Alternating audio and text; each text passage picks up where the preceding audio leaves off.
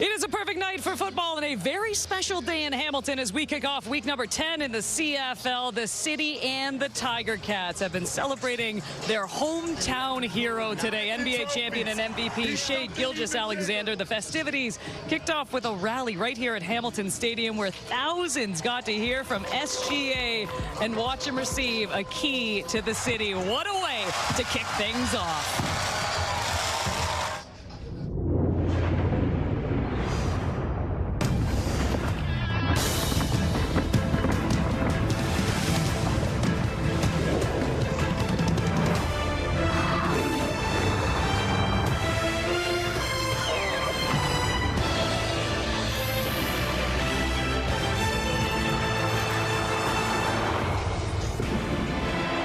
What a time to be a sports fan in the city of Hamilton. A lot of these fans have been around here since noon Eastern at the rally this afternoon. Then, of course, sticking around for the game itself. And why would they not? Even Shai's wearing a Hamilton Tiger Cat jersey. His team has been red hot, winning 6 straight games. And welcome inside Hamilton Stadium, everyone. Kate Burness alongside Enoch Mwamba, Davis Sanchez, Milt Stiegel. We're back on the road. We didn't think we'd be back on the road until the triple header, but this is fantastic. I mean, it couldn't be a better night for football tonight. This is beautiful weather, as you mentioned. Honoring SGA and Hamilton Tiger Cats. BC Lions is going to be another high-scoring game. It's exciting. It is buzzing out here. Love it. And excited. I can't wait for things to get kicked off. And you know what? These fans, they're already into it. And we'll talk more about this game in just a moment. But first, let's bring in our Matthew Shinetti. And Matthew, it quite possibly was the game of the season when these two teams last met. It was an absolute shootout. We expect the same tonight. Yeah, no doubt about it, kid. And you talk about the Hamilton Tiger Cats looking for that 7th straight win that hasn't happened since 1972.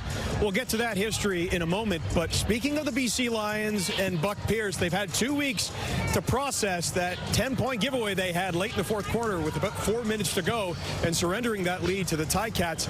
And Buck Pierce talked this week to us about trying to keep a level. He knows he has talent on his team, but it's trying to make sure that structure's there and that winning really does become a habit. And if he's getting an indication that maybe that messaging is going through, well, Justin McInnes wore a retro Buck Pierce jersey to Hamilton. I asked him about where he got that jersey. He said a couple of Ticats super fans gave it to him, and he wanted to show love to his coach because he said, Buck Pierce, he's our leader. We'll roll with him. Now to the Hamilton Tiger Cat side, and yes, they are flirting with the 7th straight win that they haven't had for 53 years, but Scott Milanovich isn't all that excited because he's been on his players and coaches this week about not relying too much on late game heroics. Scott Milanovich likes to have very process-driven work within his offense, defense, and special teams. He doesn't think he's had a full 3-phase game just yet, but he's also said, listen, I can feel on the sidelines late in the 4th quarter, we're getting something from our guys. We talk about it being SGA Day today. Well, I spoke to Bo Levi Mitchell, who knows a little something about getting MVPs and winning championships, and I asked him what the aura might feel like with SGA coming in and bringing the Larry O'Brien trophy. He said, Kate, it's undeniable for a team like the Ticats, who have that long Grey Cup streak over 25 years now. It really means something to have SGA in the house. You know what, Matthew, we've been saying this all day, too. There is an energy right now in Hamilton that we haven't felt in a very, very long time. And look, SGA bringing the Larry O'Brien is certainly one thing, but this team winning the way they have recently is another. Look, they have had these close games, and obviously that's not the way Scott Milanovich wants every single game to end, but overall they're winning football games. But on the flip side, we haven't seen the best yet from the BC Lions, and I think this is a team, too, especially halfway through the season.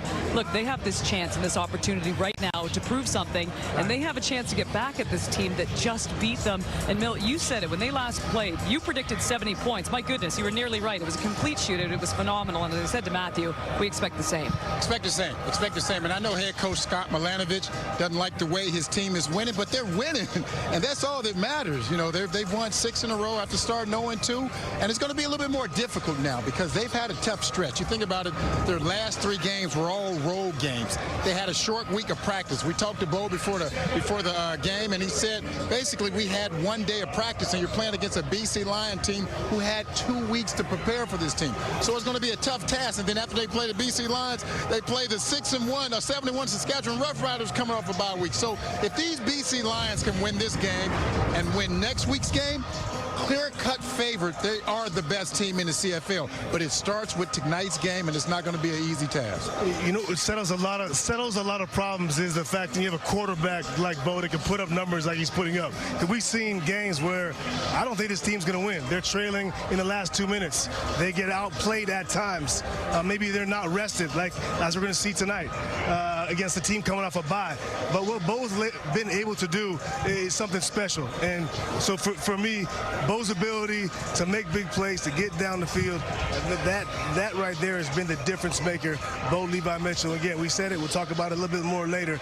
The changes in the BC secondary, all eyes on those guys. There's 3 changes I see in this BC secondary. Yeah, absolutely. And Bo Levi Mitchell is a guy who he's resurged into the stardom of this league. And you know, I have PTSD really from the days when he was in Calgary. I really do. And he had this whole league in a chokehold, but he is back into that level. And what I love about this team is the fact that there are so many players. Yes, they started the season off with Kenny Lawler and the spectacular catches. Yes, he's still a main guy on this team, but I love the fact that the other guys are stepping up. You talk about Keandre, you talk about Tim White, and we haven't even heard much about Shamar Bridges yet. But this team has the ability to morph into different aspects and different attacks on offensively speaking.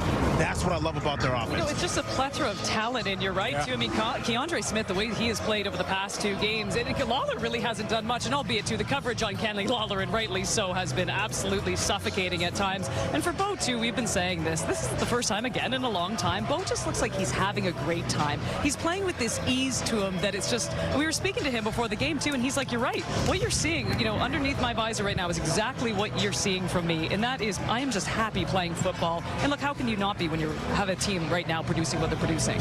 When you're young and your career is just starting to get going, it's a grind. You're out there trying to grind, but later on, you just want to enjoy the sport. You want to have success and you want to enjoy it. And that's exactly what's happening with Bo right now. He's enjoying it. This is his 3rd year in this Milanovic offense, and I think he's comfortable. He understands it. You guys mentioned earlier, like, yes, Kenny Lawler is still the main guy, but over the last 2 games, Kenny Lawler has 6 catches for maybe 60 yards and no touchdowns. That means those other guys are showing up. But watch Kenny Lawler go big now, because they know they can't only key on Kenny Lawler, they have to key on those other guys. So I expect Kenny Lawler to really go off in this game. There's nobody, maybe Mill, you could answer this question, but I don't think there's any receivers in this league that you can just leave one-on-one. No, like you can't. And that's really, you talked about Keandre, Cade, you mentioned what he's done. He's been excellent, but he's had the opportunity because they're shifting coverage. They're shifting coverage to Kenny, and I think teams are going to realize you can't do it. I mean, consistently in this league, you can't put 2 guys on and a safety up top. Guys are going to eat you alive, and that's what Keandre did, and he'll do it again. And same with Shamar Bridges, same with other guys. You can cover, you can maybe shade coverage with 1 over top, but you can't double team and then have safety on the top. These other guys are going to eat you. I mean, to stick with Keandre Bridges, Keandre Smith, he's loving life right now. You playing with a future Hall of Famer in Bo Levi Mitchell. You got a guy in Kenny Lawler that you're learning everything from. The ability and the way that he attacks every single game, every single practices. That's all I keep hearing from the camp out here in Hamilton with regards to Kenny Lawler. Whether he touches the ball or not, he is impacting the game. So he's in heaven right now, and you can see it by the play that he's having. And you know what, for Keandre, too, I mean, it's the swag, right? It's the chain out there, and now he's proven that, you know what, I mean, he wants to be part of this team. We didn't even touch about Tim White, for goodness sakes. No. I mean, this receiving core is absolutely incredible. The Ticats have been incredible. We have much more coming up right after this. This will be their 6th straight win. The last time that's happened was 2019. On cue! Let's go! Shot for shot, the Ticats and Argos go back and forth. Touchdown! Kenny Lawler! Ridiculous! You know who? Kenny Lawler! He does it again. Mitchell to throw. Wide open! Keandre Smith has it. Tim White, who is into the end zone. Touchdown! Hey, was there ever a doubt?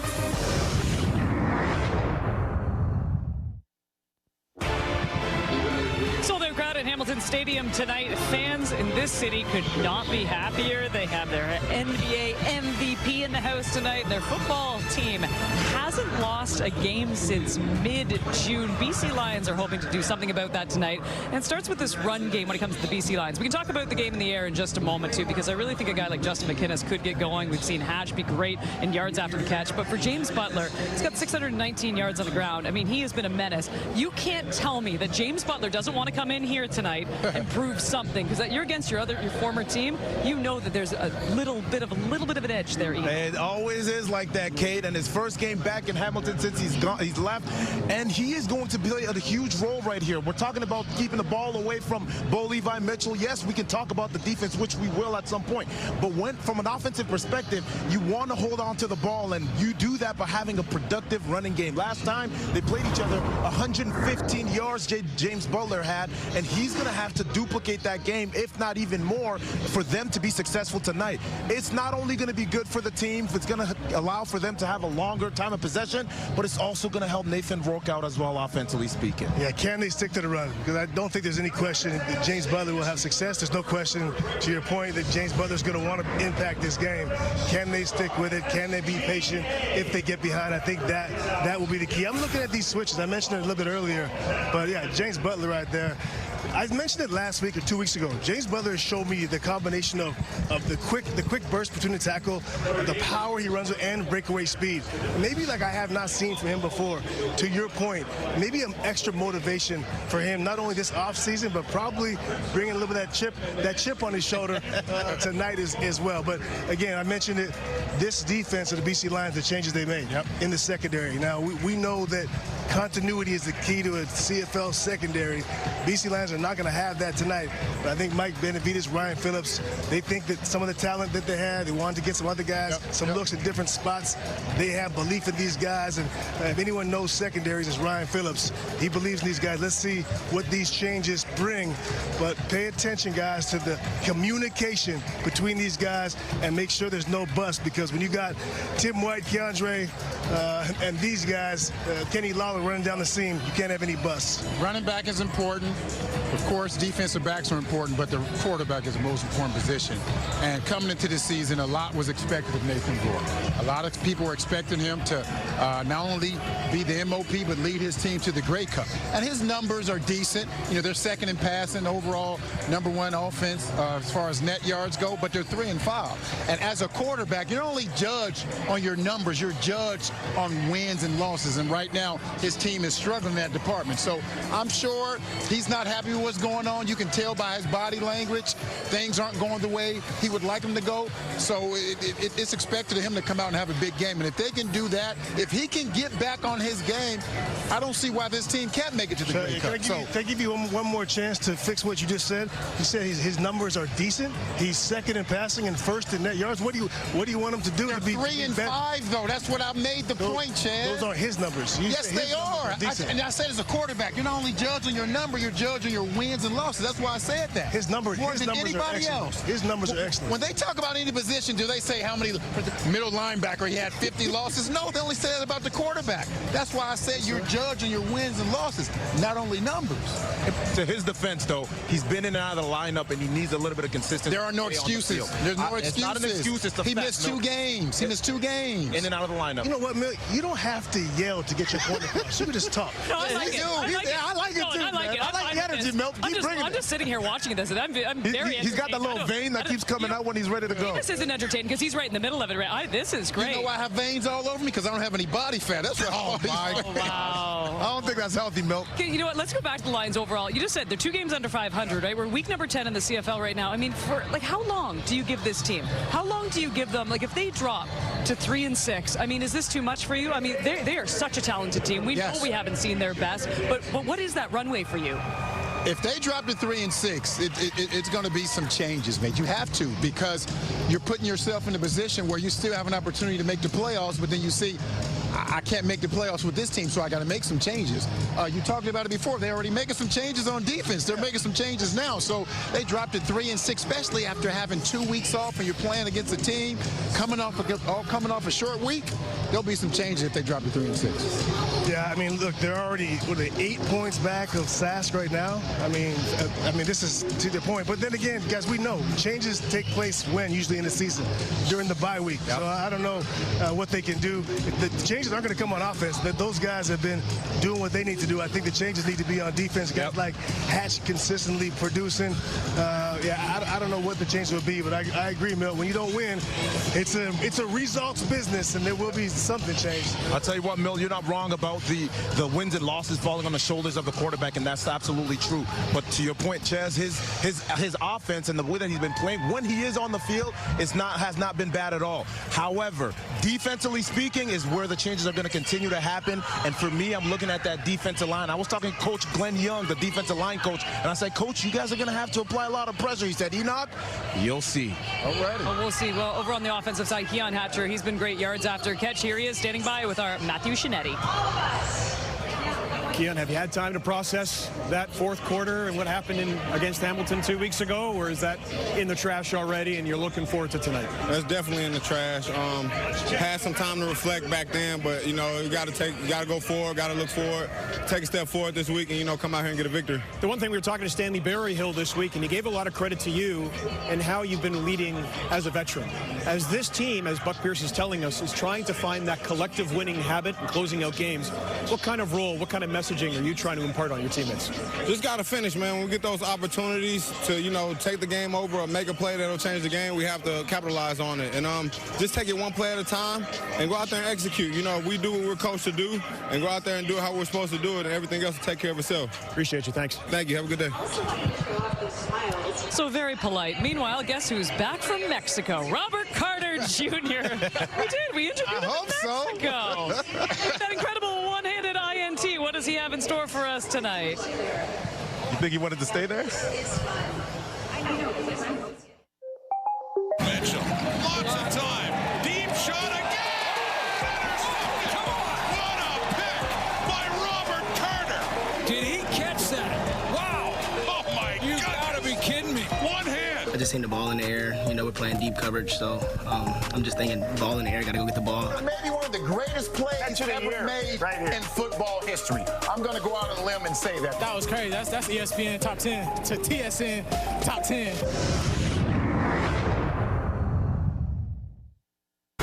Week 10 continues with a little Friday night football. The Elks in Montreal.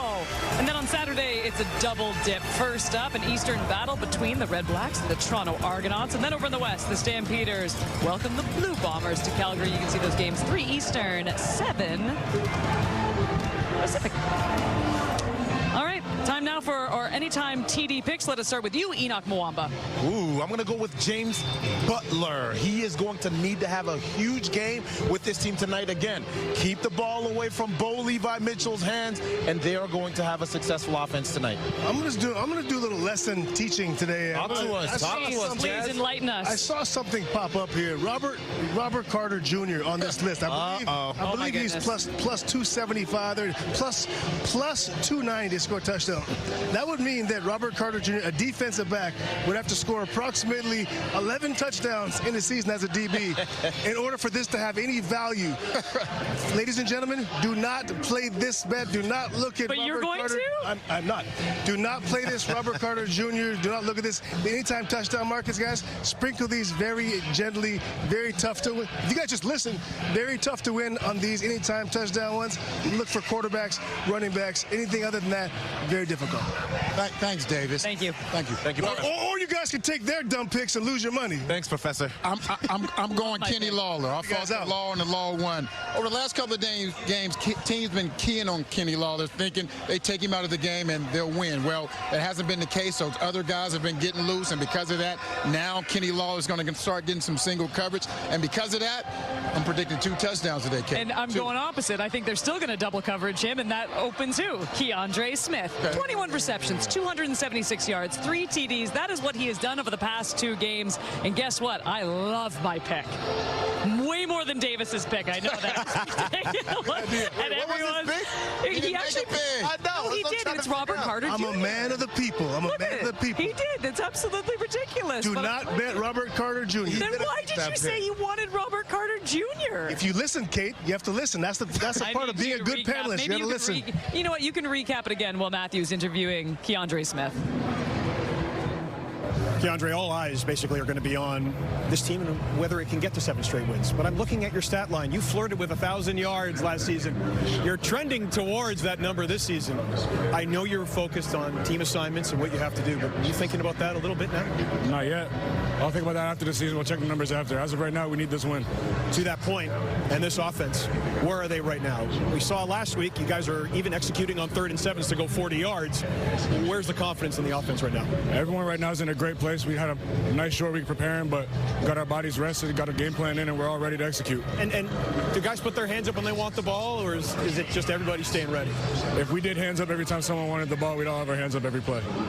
Have a great game. Yes, sir. Thank you.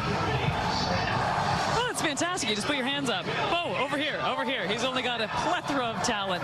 Let's go our key matchups for this game. Look, I've got a ton that I want to be watching, but who are you watching? There's definitely a lot to watch tonight, and it's exciting. But I'm looking at that defensive line. If they're not able to put pressure on Bo Levi Mitchell tonight, it is going to be extremely difficult for them to hang on to this game. You don't want to get into a shootout with Bo Levi Mitchell at home right now. So Hendricks, and I'm looking at Matthew Betts as well. Those two guys have to apply pressure tonight. Yeah, I'm flipping on the other side. I think it's this BC Lions offensive line. I don't think BC has a chance to win this game if they don't protect. I think Nathan has to score. I think they have to score 40 points in order to win this game tonight. Hamilton puts up 35 at least. BC's offensive line has got to protect Nathan. I'm going Bo Levi Mitchell versus the man who made one of the greatest plays in football history last week, Robert Carter Jr. But I'm going those two because Robert Carter Jr. is no longer playing cornerback. He's playing halfback, and correct me if I'm wrong on this, Chance, but playing cornerback to going to halfback is like taking advanced algebra to taking advanced calculus. It's a lot more difficult at that position. So I would imagine that Bo is going to try to attack him at that halfback position. Real fast. I don't think it's more difficult, Milt. I think it's a different job, though. You don't think it's more difficult? No, there's different aspects of it. Obviously, you have the waggle. Did you ever play halfback? Yes, I did. My first. No, you didn't. Let me finish my point here. Let's not just yell. If you're playing cornerback, you might have the help of the sideline. But also, you can get isolated more. If you're a halfback, yes, they have the waggle, but you can also get isolated at cornerback. So different reasons for why it's tougher. Milt, do you want to yell about anything else? I have to switch seats tonight. I'm done with him. I'm quitting. This is my last time working with Chaz. I'm done. Are you good? You know who else is good? Shea, just hoisting the Larry O'Brien. He will be honored in the first quarter. Ticats, Lions, coming up on TSN. Go get it, go get it. Go get it, go get it. We get it done.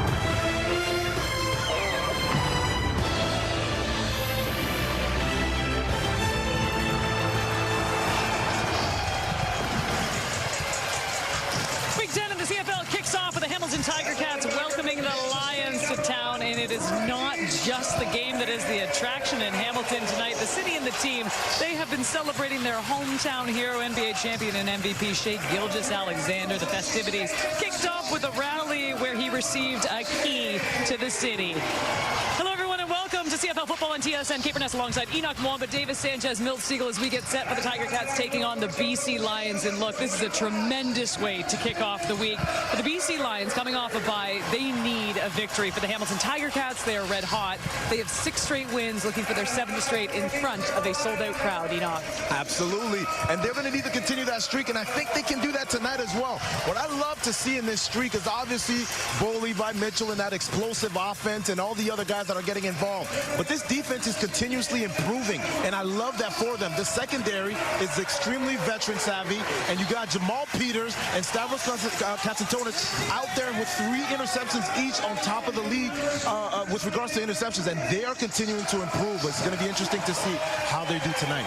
It's clear to me after what we've seen in the last 2 months that this Hamilton offense's passing attack cannot be stopped without pressure. So this league, Milt, you know it, you've been around a long time, is predicated on the passing game. The rules lean towards offense. If they can't blitz and get Bo Levi Mitchell on the ground, the BC Lions will not win this game. Hamilton's just too good on offense. And speaking of offense, I'm predicting another explosive game. Both sides. We have 2 of the more better quarterbacks in the league. Great receiving cores. James Butler, we know what he's expected to do coming back home. So this is going to be another big game. You know, it's going to be a difficult task for Hamilton. We've been talking about it coming off the short week when BC's coming off a bye week. But regardless, this will be another explosive game. As they say, get your popcorn ready, and it's going to be a fun You said match. it was going to be 70 points last game. What do you got as total points going in this game The great Miltradamus is saying, I'm going to say 67 points. Hey, he also said his game's going to be more better, so I wouldn't listen to nothing he's talking about. Excuse my grammar. Absolutely perfect night for football. Mo better. The fans are ready. We are ready. Let us get you to field level now for the Canadian National Anthem. From the RCMP, please welcome Augustine Chung and Craig Lickers. Ladies and gentlemen, please rise if you are able and remove your hats for the singing of our national anthem, performed by Kalia Stapleton. Oh, Canada, our home and native land, true patriot love in all of us command. With glowing hearts we see the rise, our true north strong and free. From far and wide, oh Canada, we stand on guard for thee. God keep our land glorious and free. Oh Canada, we stand on guard for thee. Oh Canada, we stand on guard for thee.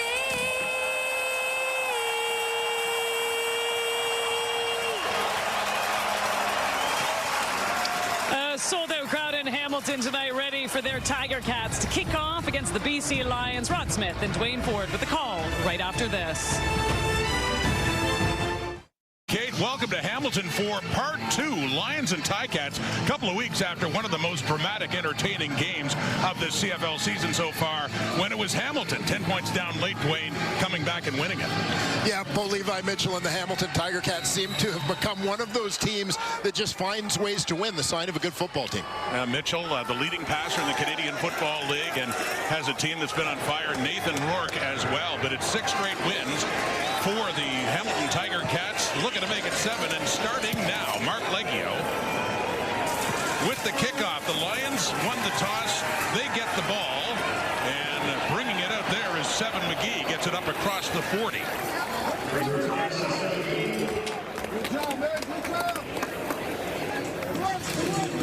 You heard much debate between Milt and Ches in the pregame about the season of Nathan Rourke to date. We'll let those two continue to fight it out while Nathan looks to do his thing on the field. Played his high school football nearby in Oakville, Ontario, so something of a home game for the BC Lions QB. He was 20 for 27 for 289 yards, no touchdowns, no picks in that loss against the Ticats 2 weeks ago in Vancouver. fakes to James Butler, throwing right away for Justin McInnis, who goes up and brings it down. Destin Talbot was right there with him, but a big catch for a first down, BC in the Ticat zone. Yeah, Tiger Cats manned up in coverage, and this is just a situation where Nathan Rourke is taking advantage of the size, as you can see, of Justin McInnis. Catches Talbot with his back turned. Puts it up high, where 6'6" Justin McInnis can go get it. He had one of his best games last year when he led the CFL in receiving yards right here in Hamilton. A couple of touchdown passes from Vernon Adams back then. Well, here's a former Ticat, James Butler, who looked like a motivated man. 40 last time they played against the Ticats, his old team, and a couple of touchdowns in the first half. Yeah, terrific job running the football. And the offensive line is going to be key if they're going to do that again. The rookie Il Manning out of the University of Hawaii makes his second career start at right guard. 4 Americans starting on that offensive line. Keep an eye on Keon Hatcher, a guy who has been among the top receivers in the Canadian Football League this season. A healthy Keon Hatcher. It's been a big boon for the 2025 BC Lions. The Lions took the initiative against Hamilton a couple of weeks ago, and as mentioned, they had a 10-point lead with 3 minutes to go in that game. And that's quickly down to the 35 for Keon Hatcher, third leading receiver in yardage in the Canadian Football League coming into this game. Just a quick hitter there, but good coverage. Allows the Cats to bring Hatcher to the turf immediately. Jamal Peters supplying that. So out comes Sean White, who was 4 for 4 in their last game against Hamilton a couple of weeks ago. 17 for 17 on the year. He has made 30 straight. That's after a season last year where his streak ended at 47, the second longest ever.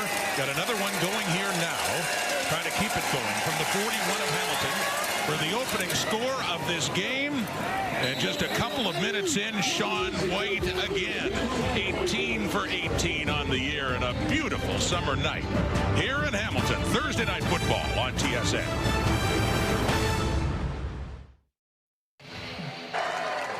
Today at Hamilton Stadium, the city honored one of its own, NBA superstar Shai Gilgeous-Alexander. He got the key to the city from the mayor, Andrea Horvath, and appreciating his Hamilton roots, the NBA MVP, a champion with OKC, and the finals MVP as well.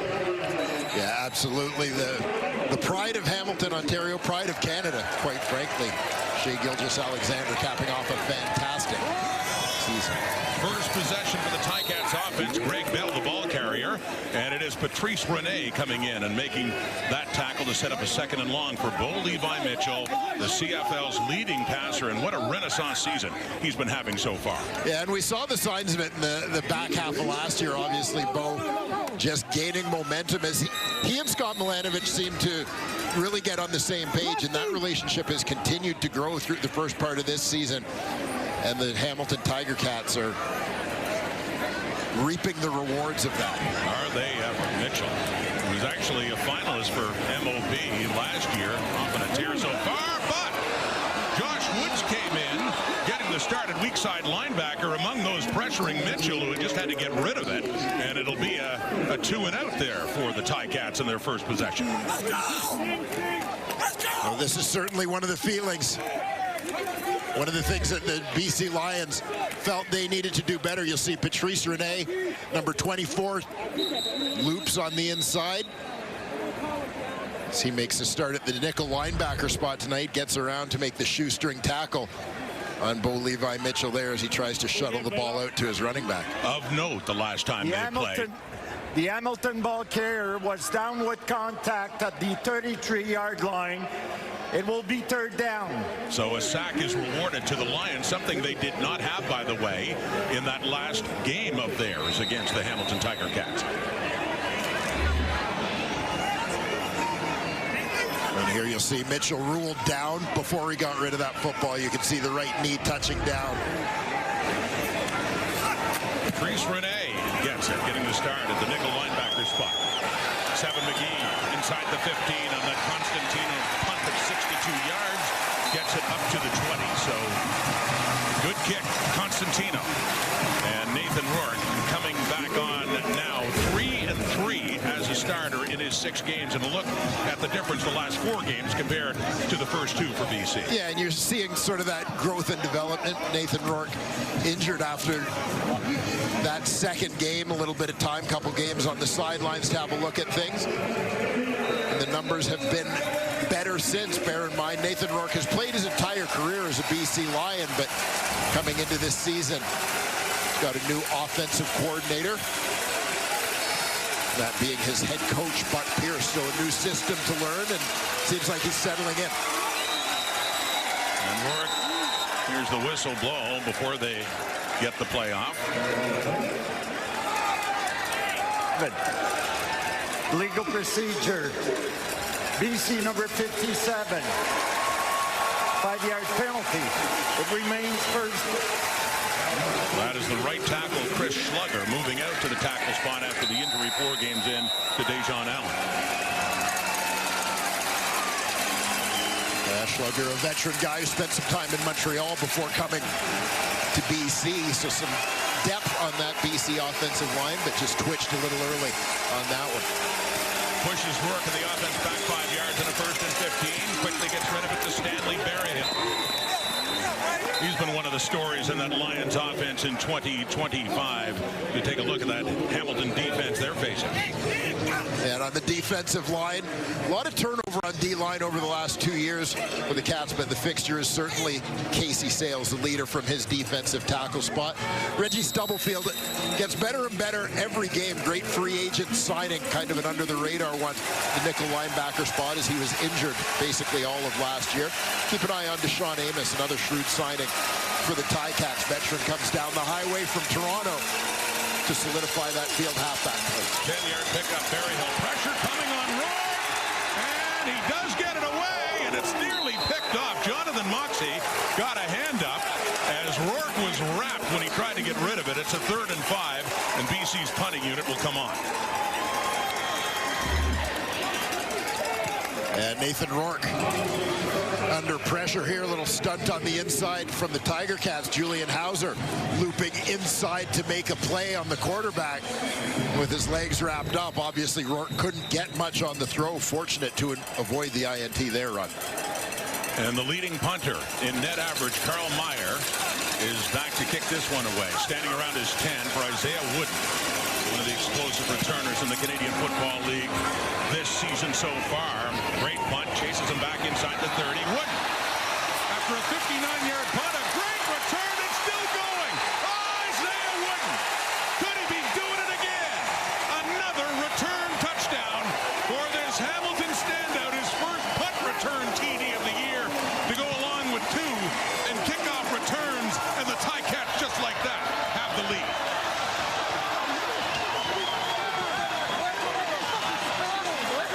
Special teams providing a quick spark in the form of Isaiah Wooden. Just gets north-south in a hurry on this one. Got a couple of great blocks early. Looked like Patrice Rene was the first man downfield. He got kicked out.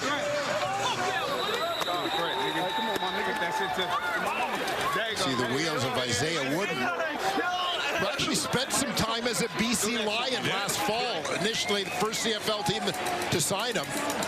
Lions unable to get him on the roster. He made his way to Hamilton. Is making an impact here in 2025. And with the point after from Mark Leggio, that quick for the Hamilton Ticats. Isaiah Wooden, punt return touchdown. 7-3, Hamilton leads.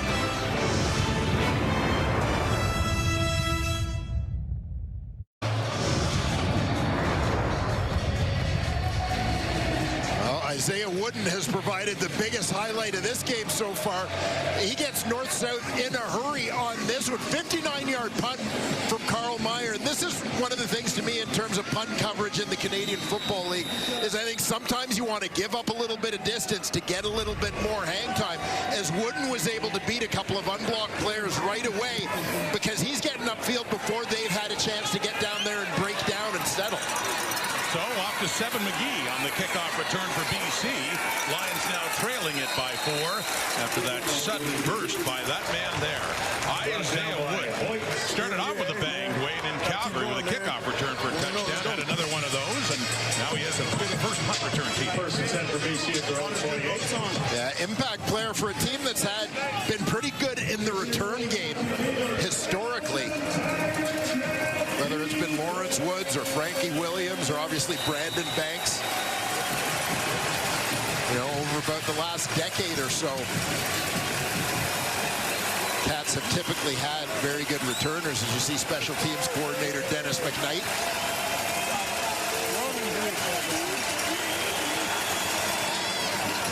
Back to the Lions offense, to James Butler.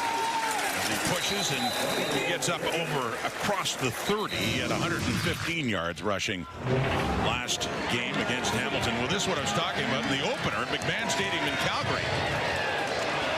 Isaiah Wooden in his second year, but didn't play much in the CFL last year, takes that one in, and there would be more against Toronto. Yeah, there certainly would. Isaiah Wooden was part of the $1 million giveaway. The $1 million return. Yes, sir.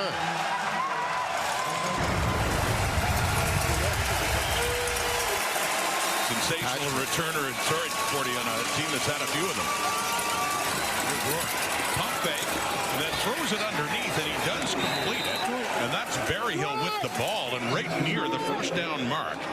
Not quite sure they got it. Very close, though, up around the 38. It is indeed enough for a first down. Yeah, with that spot based on his forward progress. Watch for Berryhill just coming across the middle. Zone coverage. Find that soft spot. Hole in coverage right in the middle of your screen. He's got just enough to move those sticks.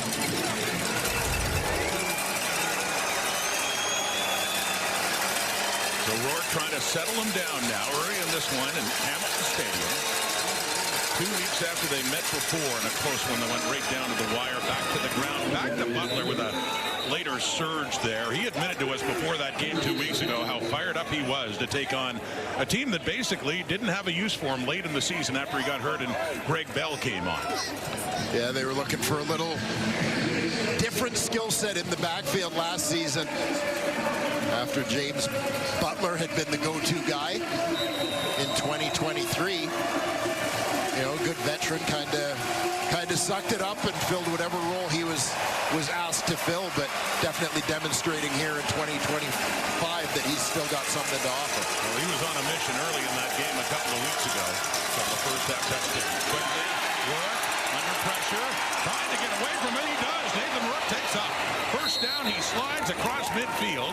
The sticks do move for the BC Lions on the legs of Nathan Rourke that came in with 210 yards rushing this season. Yeah, and we've talked about this a number of times this season, the ability of Nathan Rourke to make plays with his legs. James Butler does well to sort of hang on there, taking on the bull rush of Devin Barisic. But Rourke demonstrating some great escapability. As we've seen him do, and there was a lot of heat on him right away by the Ticats defense. The first and 10, BC down 4. Past the midway point of the first quarter across midfield is Rourke. Empty backfield. Completes that 2. That's off to Butler out of the backfield. And another good pickup for a first down. BC that's down near the 35 of the Ticats. Yeah, it looked like there might have been a little bit of confusion from the Ticats on this one as you see James Butler, the running back, lines up out wide at the top of your screen. Ray Wilborn, the linebacker, looked like he was going to track him out there in man coverage, but realized he couldn't get there before the ball was snapped, so he switches that one off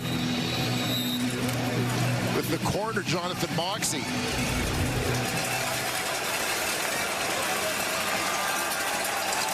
And this time Butler starts right in behind Rourke, moves to his right, has the ball to left side, and works his way down inside the 30.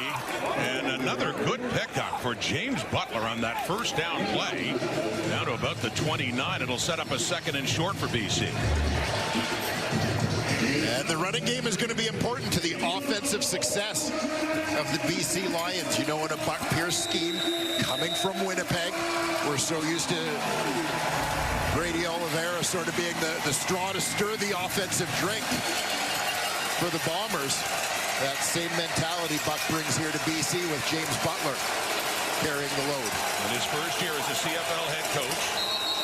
And movement along the line. The flag's coming out as it's handed to Butler again, but procedure call coming up. BC, number 64, 5-yard penalty. It remains second down. So Corey Woodruff gets called for that one, and a 2nd and 3 turns into a 2nd and 8 now.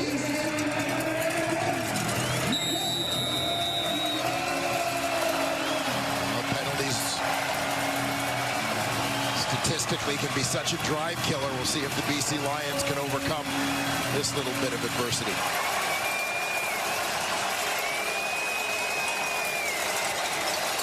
Back at the 34, the Ticats. Still early in this game. Rourke has time underneath Javon Catoy. His first catch of the evening. He gets it inside to about the 27. And it'll be a 3rd and about a yard and a half coming up here.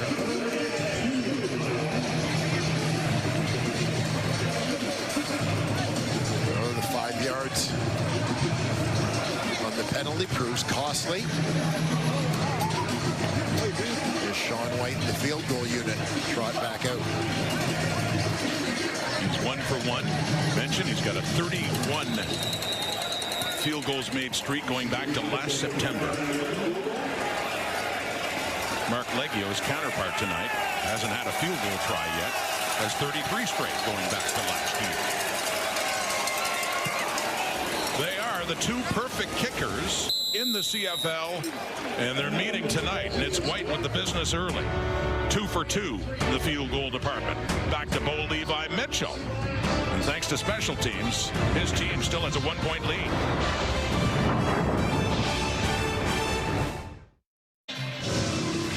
Bo Levi Mitchell keeps racking up the yardage, now 9th all-time in passing, 30 of 42 for 350 and 3 touchdown passes in Edmonton, Wayne. Yeah, continuing the hot streak, and what particularly standing out is some clutch throws down the stretch from Bo in the last couple of games, pulling out a couple of fourth-quarter victories.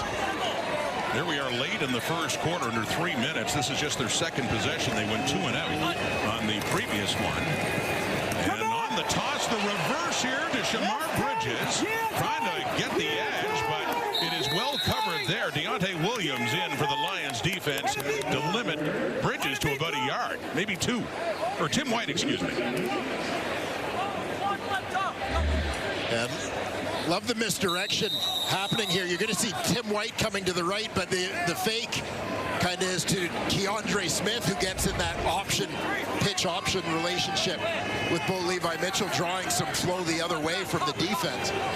But White just unable to get around that corner. So game 2, 2nd and long. Empty backfield, Mitchell. Over the middle. Oh, it's intended. And a flag comes out. He's looking for Kenny Lawler, who has been a bit quieter these last couple of weeks with the kind of coverage that he's been facing, but a flag does come out.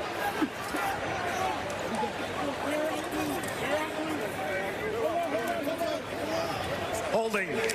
Hamilton, number 64. That penalty is declined. 3rd down.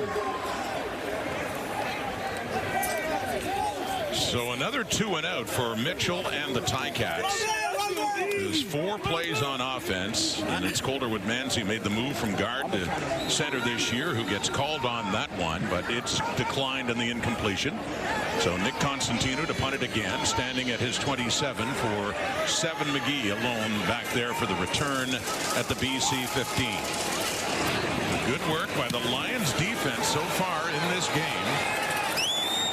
And way off to the right. McGee, not much space there after a 55-yard punt as he gets pushed out by Kyler Fisher. Shea Gilgeous-Alexander, honored today in the city of Hamilton. Matthew Shinetti's going to have a chat with him coming up Thursday Night Football on TSN.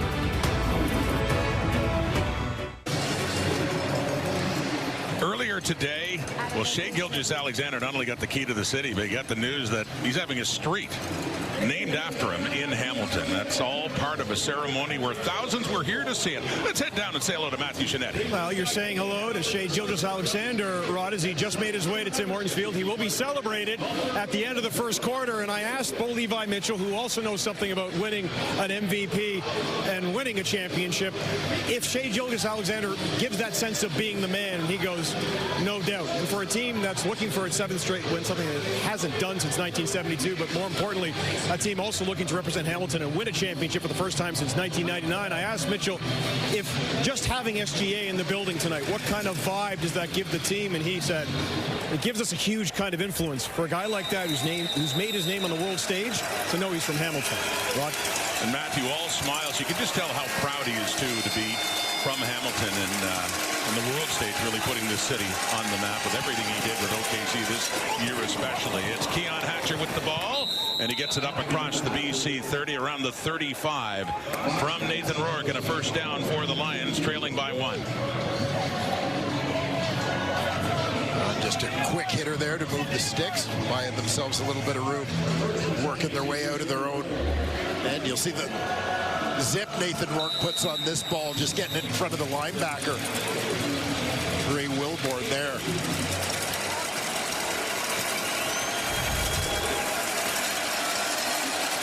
See the difference in offensive plays early in this game.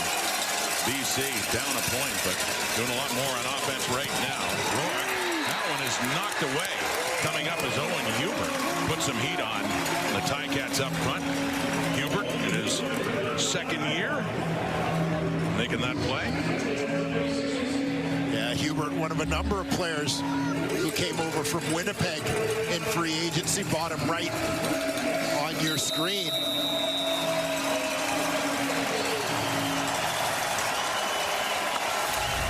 Master product is younger brother Silas out of Queens, the rookie with the Edmonton Elks this season. And with that play by Hubert, it's a 2nd and 10. Rourke steps up, puts it high, looking for Butler, and a little further you can see McInnes, but another dangerous play. And fortunate for the incompletion. The Lions now facing a 3rd down and long, and they'll have to kick it away. Reggie Stubblefield and James Butler were having a little chat their whole way off the field, as you'll see. Stubblefield arriving ready to deliver the hit there had Butler made the grab.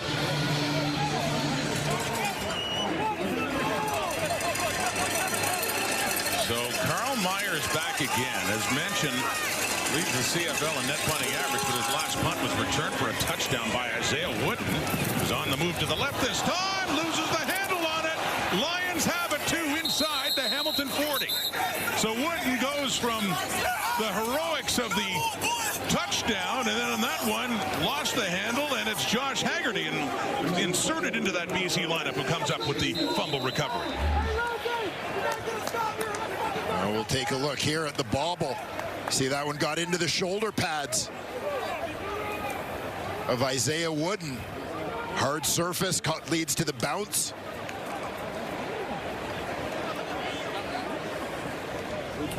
And the Lions, led by Haggerty, all over that one. And Wooden is still down. Looked initially like he was down strictly in frustration for the fumble, but he is injured. He's getting attention now from the medical staff. The Ticats, an explosive addition to this Hamilton team. Talked about his 2nd year out of Southern Utah. And you saw them examining the arm and shoulder area of Isaiah Wooden as he kind of launched himself into the pile trying to fight for that football. Working on that right shoulder in a lot of pain, as you can tell, and still down. More staff coming on. And casting a pall in this crowd in the stadium with all the excitement coming in, including his return during the game. It's BC football. You see Mitchell and Milanovic at the sideline, but right now The focus is on Isaiah Wooden and the attention that he is receiving. With 19 seconds to go until first quarter time. Well, and you were mentioning, Rod, the Hamilton Tiger Cats had just had the 4 offensive plays, 2 2-and-outs offensively, yet a lead in this game because of Isaiah Wooden. So there is no questioning his impact on the Hamilton Tiger Cats and what a loss this would be for them. It's like an upper body injury. You saw the attention that he's getting in the right arm, shoulder area. Cart has come out.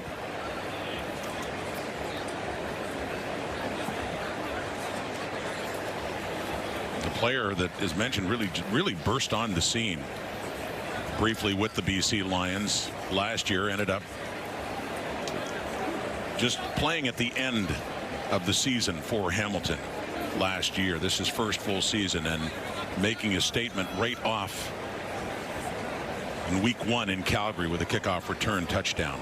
Electrifying returner, and gets some applause now as he gets to his feet and will be taken off on a cart.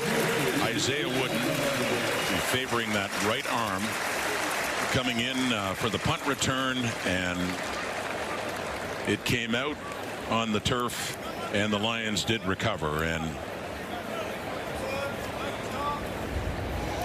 so I suspect, based on the Hamilton Tiger Cats lineup tonight, Tim Whittle seems the most likely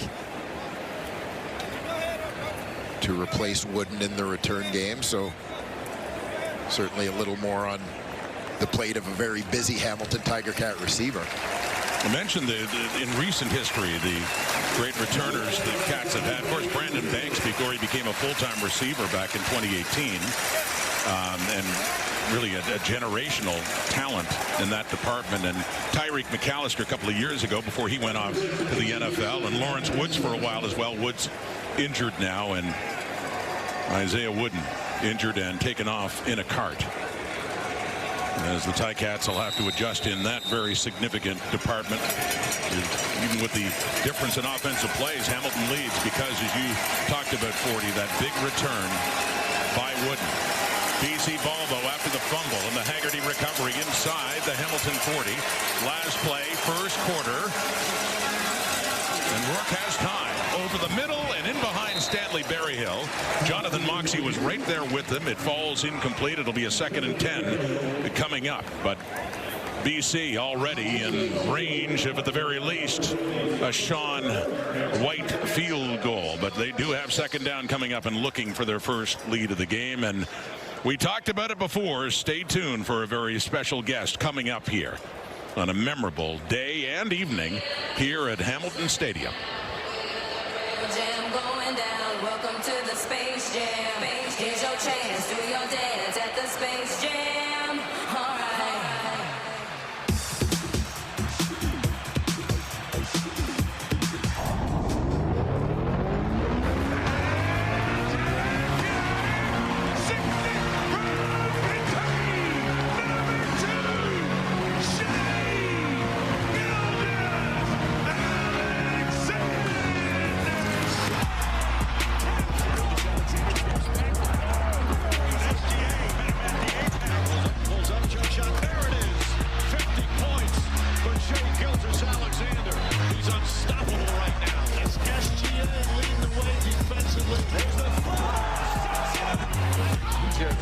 Every single move, yes, and then he has a count.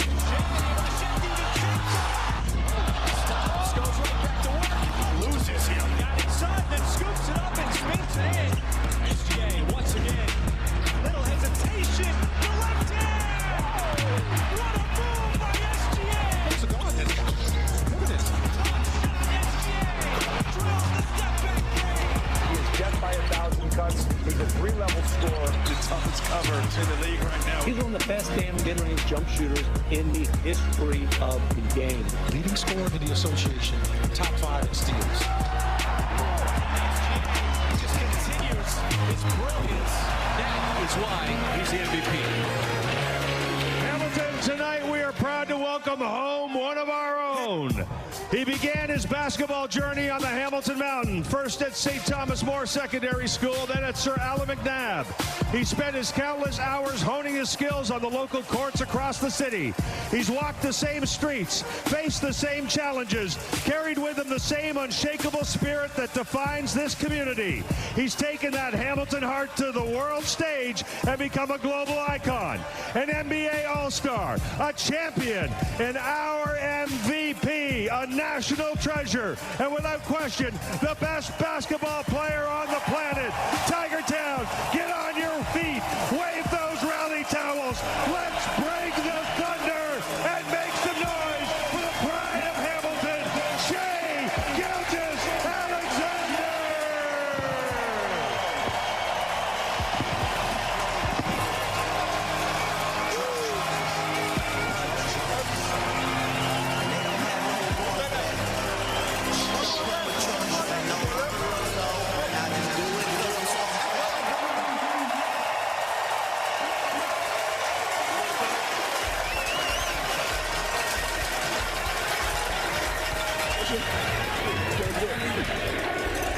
Shai, there are 24,500 people here. All the work you put into, you're holding it tonight. But to get a key to the city and to know that there's going to be a street named after you in this city that you came from, what did today mean to you? Yeah, it's special. I love this city. Everything it's meant for me.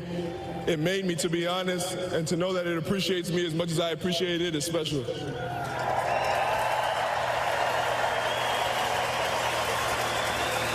You are at the top of the mountain in the NBA and in professional sports.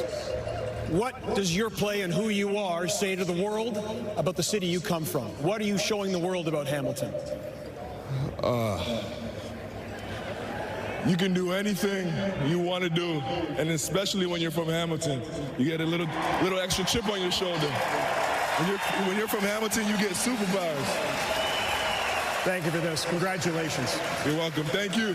Thank you, Hamilton. I love you guys.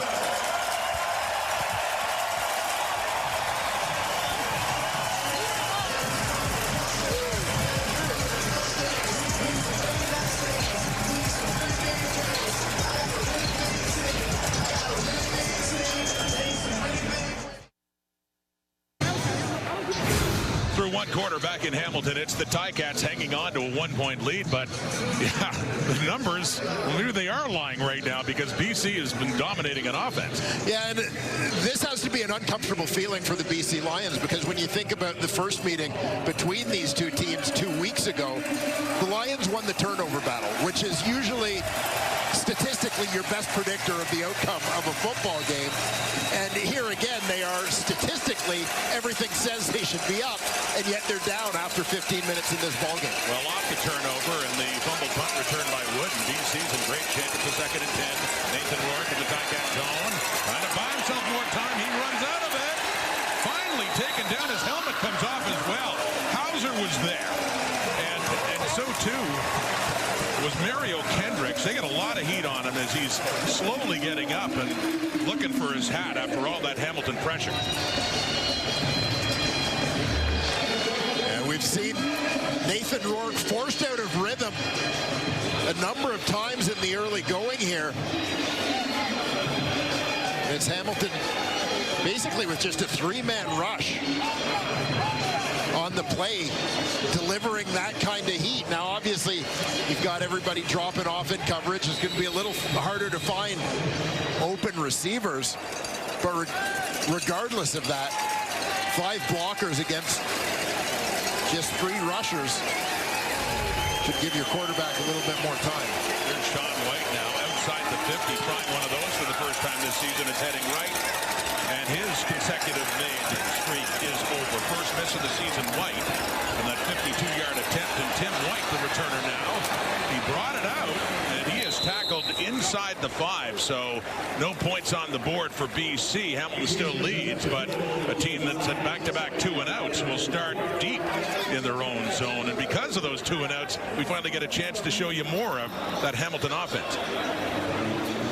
And this group you mentioned a little earlier, Colter Woodmansey, doing a terrific job in his first year full-time at center for the Cats. He moves in there from guard. His former Guelph Griffins teammate, Keandre Smith, hottest receiver in the Canadian Football League.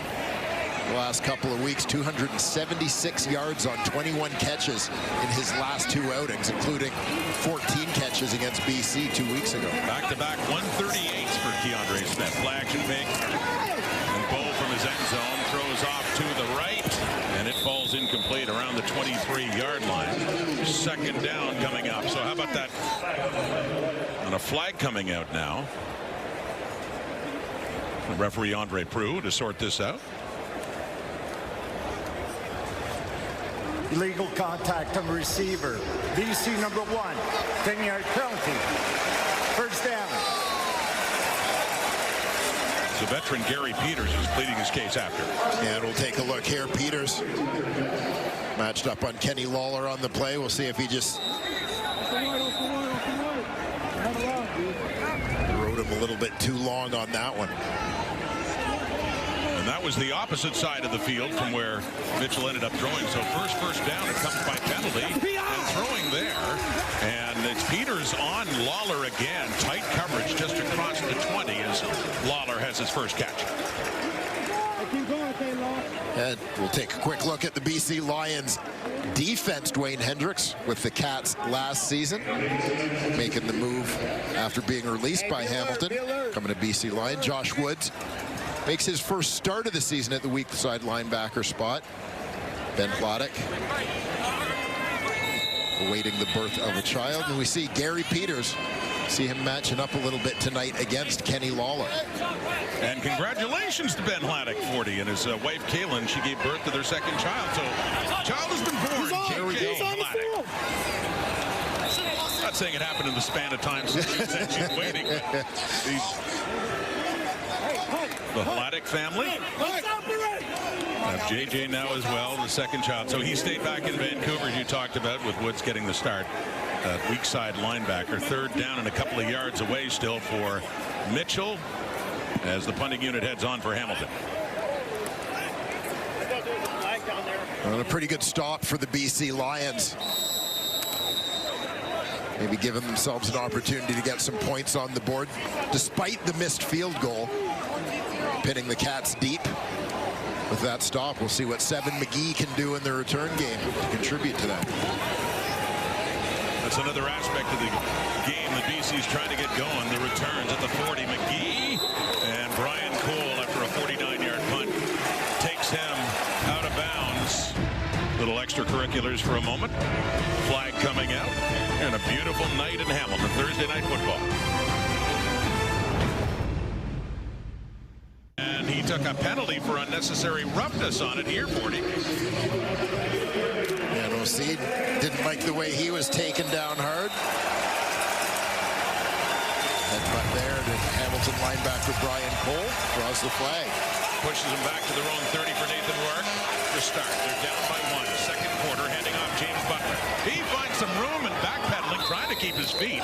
So there's another good pickup on the ground on first down of about 8.5 yards, we'll call it, second and short. Yeah, James Butler starting off deep in the backfield here. Watch him bend this one back. Starts to the right, sees a gap, all the way back outside the tackle.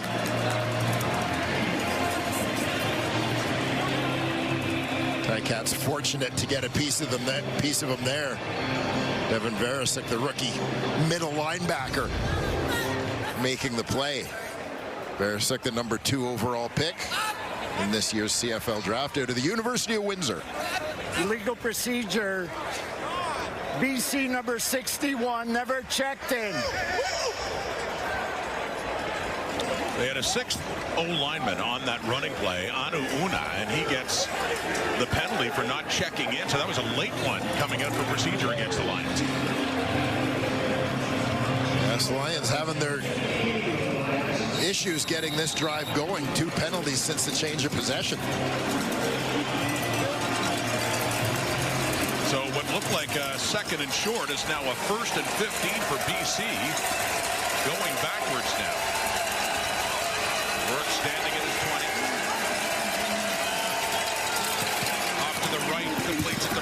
across the 30, out at the 35. So in that first down play, they do get 10 of those 15 yards back. It's a 2nd and 5 coming up. And this is it. You'll see Butler just shoots out to run kind of a deep flat here, but the luxury of the 1st and 15 gives the Hamilton Tiger Cats is that they can sit back a little bit.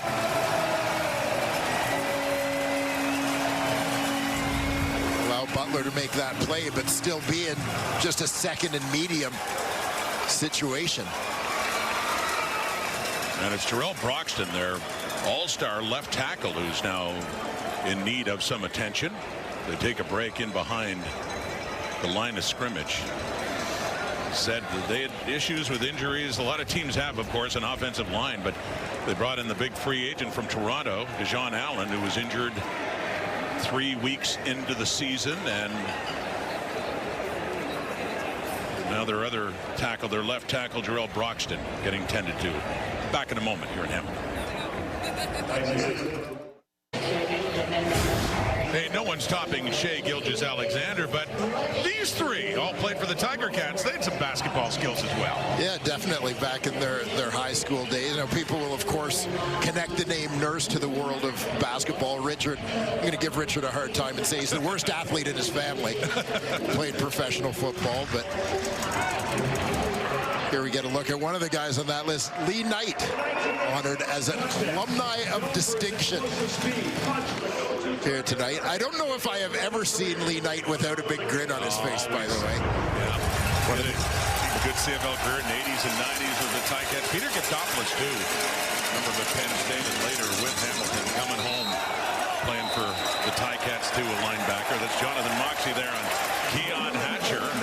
On that 2nd down play, it's incomplete. We got a 3rd down, and BC's punting unit to come on. And we'll take another look here as Keon Hatcher goes down to get this one. Just didn't squeeze that one on his way to the turf. So with the injury to Isaiah Wooden, who was a touchdown in this game earlier on a punt return, Tim White takes over those duties. Is joining us. Wooden left the field on a cart after a 2nd punt return try that turned into a fumble. So Carl Meyer is back at his 20. And White is the lone one back. Does have some return experience on this Ticats team. Chased inside the 25. And he finds some room to the left. Tim White cuts it back up. And a good return for White, his first of this game, as he gets it across the Hamilton 45. And we'll see what the offense can do now with that better field position. And Tim White finding a little more room to roam on this one than he did on the missed field goal earlier. Gets that coverage team pursuing him to the sidelines and we can use them, yeah. Sticks a foot in the ground to take it vertical. In his 5th year out of Arizona State, Tim White, all with Hamilton at the 47th first down. And Mitchell steps up, takes off, and he slides after he gets it across the 50. Another good gain by Bo on the ground. Doesn't run a lot. 9 rushes for 57 yards coming into this game. Doing a nice job there as a quarterback in the Canadian Football League. Got to be able to use your legs a little bit. You don't necessarily have to be the fastest or most elusive guy on the field, but obviously an opportunity like that to get positive yards rather than risking a sack. Mark them back a bit at the 50, the way the slide went. So throwing now, Brendan O'Leary. Orange stays up midfield and turns it into a 3rd and shorter, still a yard or 2 shy. O'Leary Orange. First to get robbed by Robert Carter 2 weeks ago, and then he had a big touchdown that got them close in their comeback victory. Yeah, good balance by O'Leary Orange here as you'll see him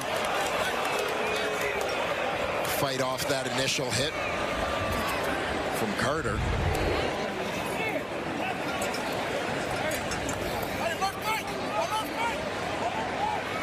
Started his career with the Winnipeg Blue Bombers and still 2 yards shy. So Constantino is in to kick it away as another drive stalls for Mitchell and the Ticats. Stanley Berryhill rushing off. Extra man on the field with a slide. Safe at second is Berryhill. He gets to the sideline. Just barely, or they would have been flagged for that. 7 McGee back at the 10. 45-yard punt. And a flag does come out as McGee gets it up to the 20. Too many men on the field. Well, Stanley Berryhill's doing everything in his power to make sure it's not. He's safe.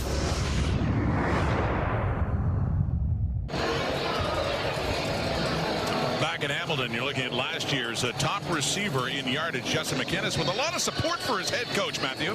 No, Rob, this week when we were talking to Buck Pierce, he talked about that habit of winning, especially looking back 2 weeks ago to the 10-point lead that they blew against the Ticats inside the last 4 minutes.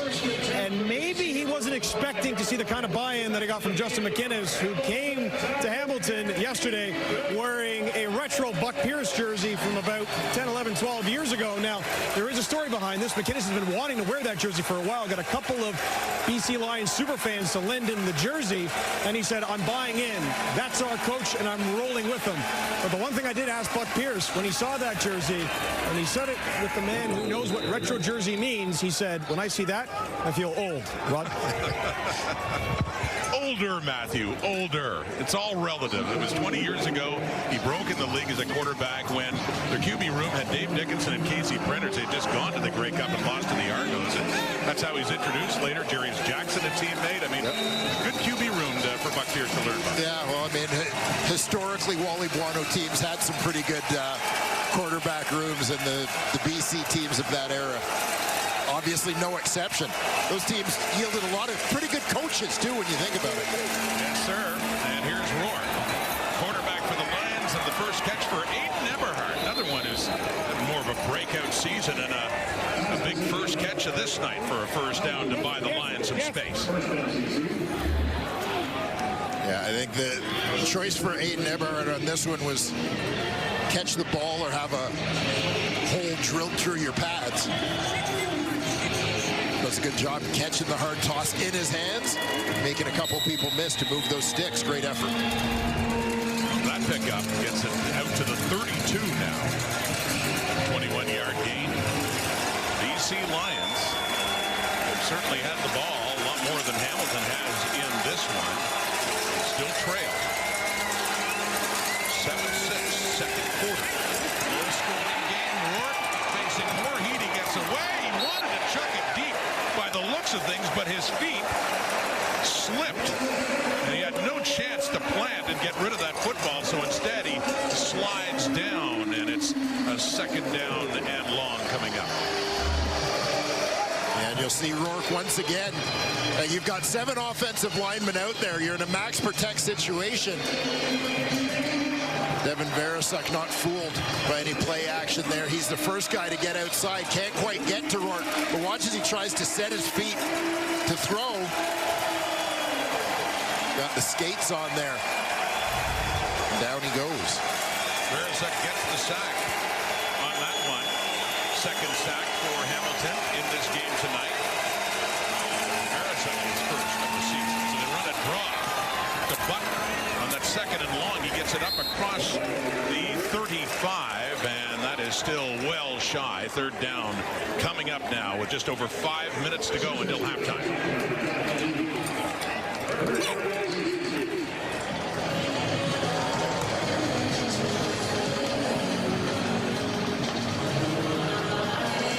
It's Robert Carter Jr. in on the tackle, and Tim White is back for another punt return.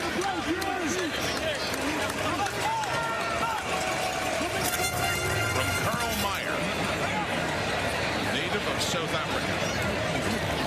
White, barely any room at the sideline for a punt of 54, and a brilliant one there by Meyer. White does what he can with it, but you mentioned Robert Carter, 40. How about this one? 2 weeks ago, Bo Levi Mitchell, and he done something like this in college, too. Yeah, I mean, and that one's not just a great athletic play and a phenomenal catch. That's a fantastic football play for him to get in there and make this one. This time, ball's a little off the mark, but terrific elevation to go get it. That was the one at Robert Morris University, which he says was better than the one he did 2 weeks ago because his other hand was broken. Yeah. He couldn't. He said, if I tried to use it as well, I would have dropped the ball. It was just that right hand or nothing, and he came down with it. But brilliant interceptions. 2 of them that have gone viral. Here's Giovanni Robinson. There's his first taste of the action in this game. And what inspired him? Well, you may not be surprised. He was a New York Giants fan. He was 11 years old when this happened. Eli Manning, Odell Beckham Jr. Flags all around. It didn't matter. The PI didn't matter. The Giants didn't need it. Every time I see that play, too, I can see how Carter would be inspired by that. Yeah, and quite literally his favorite player at the time. So that meant a lot to Robert Carter Jr. to see that play, but then to sort of go viral himself and be compared to OBJ. Who was a receiver, by the way, Carter was saying. Yeah. Started out in the game as a receiver. Yeah, even played both ways a little bit as recently as his senior year in college. So he had that one we showed you in college when Robert Morris, his university in Pittsburgh, took on Delaware State. That went viral, making top 10s everywhere. And then he went viral again. He was stunned by all the reaction he got again. He comes to Canada to play and does that 2 weeks ago. And, you know, immediately we all thought of that highlight, that amazing one that he had in college. Could he ever do something close to that again? He certainly did. Play of the year so far. Robert Carter, 22 years of age. It's a 2nd and 1. Hamilton at the 35. Jake Dolagala, who had a touchdown last week against the Lions' old team in short yardage, has the first down. Well, now, Rod, you mentioned he was inspired by Odell Beckham Jr. Oh, geez, no. You know, I think that a lot of young athletes, including Robert Carter Jr., may have had some other inspiration. You guys. Yeah. The immaculate reception. It was, you know, I think, do I get style points with the shirt not tucked Well, you in? definitely get style points for the fashion at the tail end of that one, yes. Yeah. Thank you. Thanks to our producer, John Hines, for that, reliving that memory. That was Paul Lapalisse, who back in a previous, before he went back to the Bombers, and Lapo was wanting to demonstrate, you know, one-handed catches. We had Schultze there, we had Milt there, and I'm actually surprised that Lapo didn't try to sign you after that. Thank you. I tried to have that little highlight burned. Unlike Robert Carter Jr.'s 7-6 late. Okay, coming up at the halftime, we're going to try to get rid of Stripes here, who's been all over us on camera these days. And Milt's going to tell you how he thinks this low-scoring game is actually a positive for the Hamilton Tiger Cats. And Stripes, you're not allowed to talk. I think he said something about a ring. He would like to... I don't know if he's proposing or he's talking. It's official. I think I just got live on TV. There it is. Your first marriage proposal on TV. So have fun with that one. Get out of here, Stripes. Get out of here. Never to be forgotten, Kate. So, and certainly, you know, you don't want to be favoring the Ticats at a moment like this. Where's the Lions mascot? Well, it's Hamilton leading it still by a point. Kate and the panel coming up. Great to see them on site here for this one again. 2:29 in the clock. Yeah, Kenny Lawler working out of the slot into that boundary side here as they look to get 89 involved. Again, very quiet first half offensively for the Hamilton Tiger Cats. He's almost a victim of his own success. Only 4 catches in the last couple of games. And that one deflected at the line of scrimmage, and Lawler with 2 tonight. That intended for Tim White, but you have the #1 pass offense against #1 pass defense. Strength against strength. And right now, it looks like the defense is doing a whole lot better in a 7-6 game. And the Lions just need their offense to start taking advantage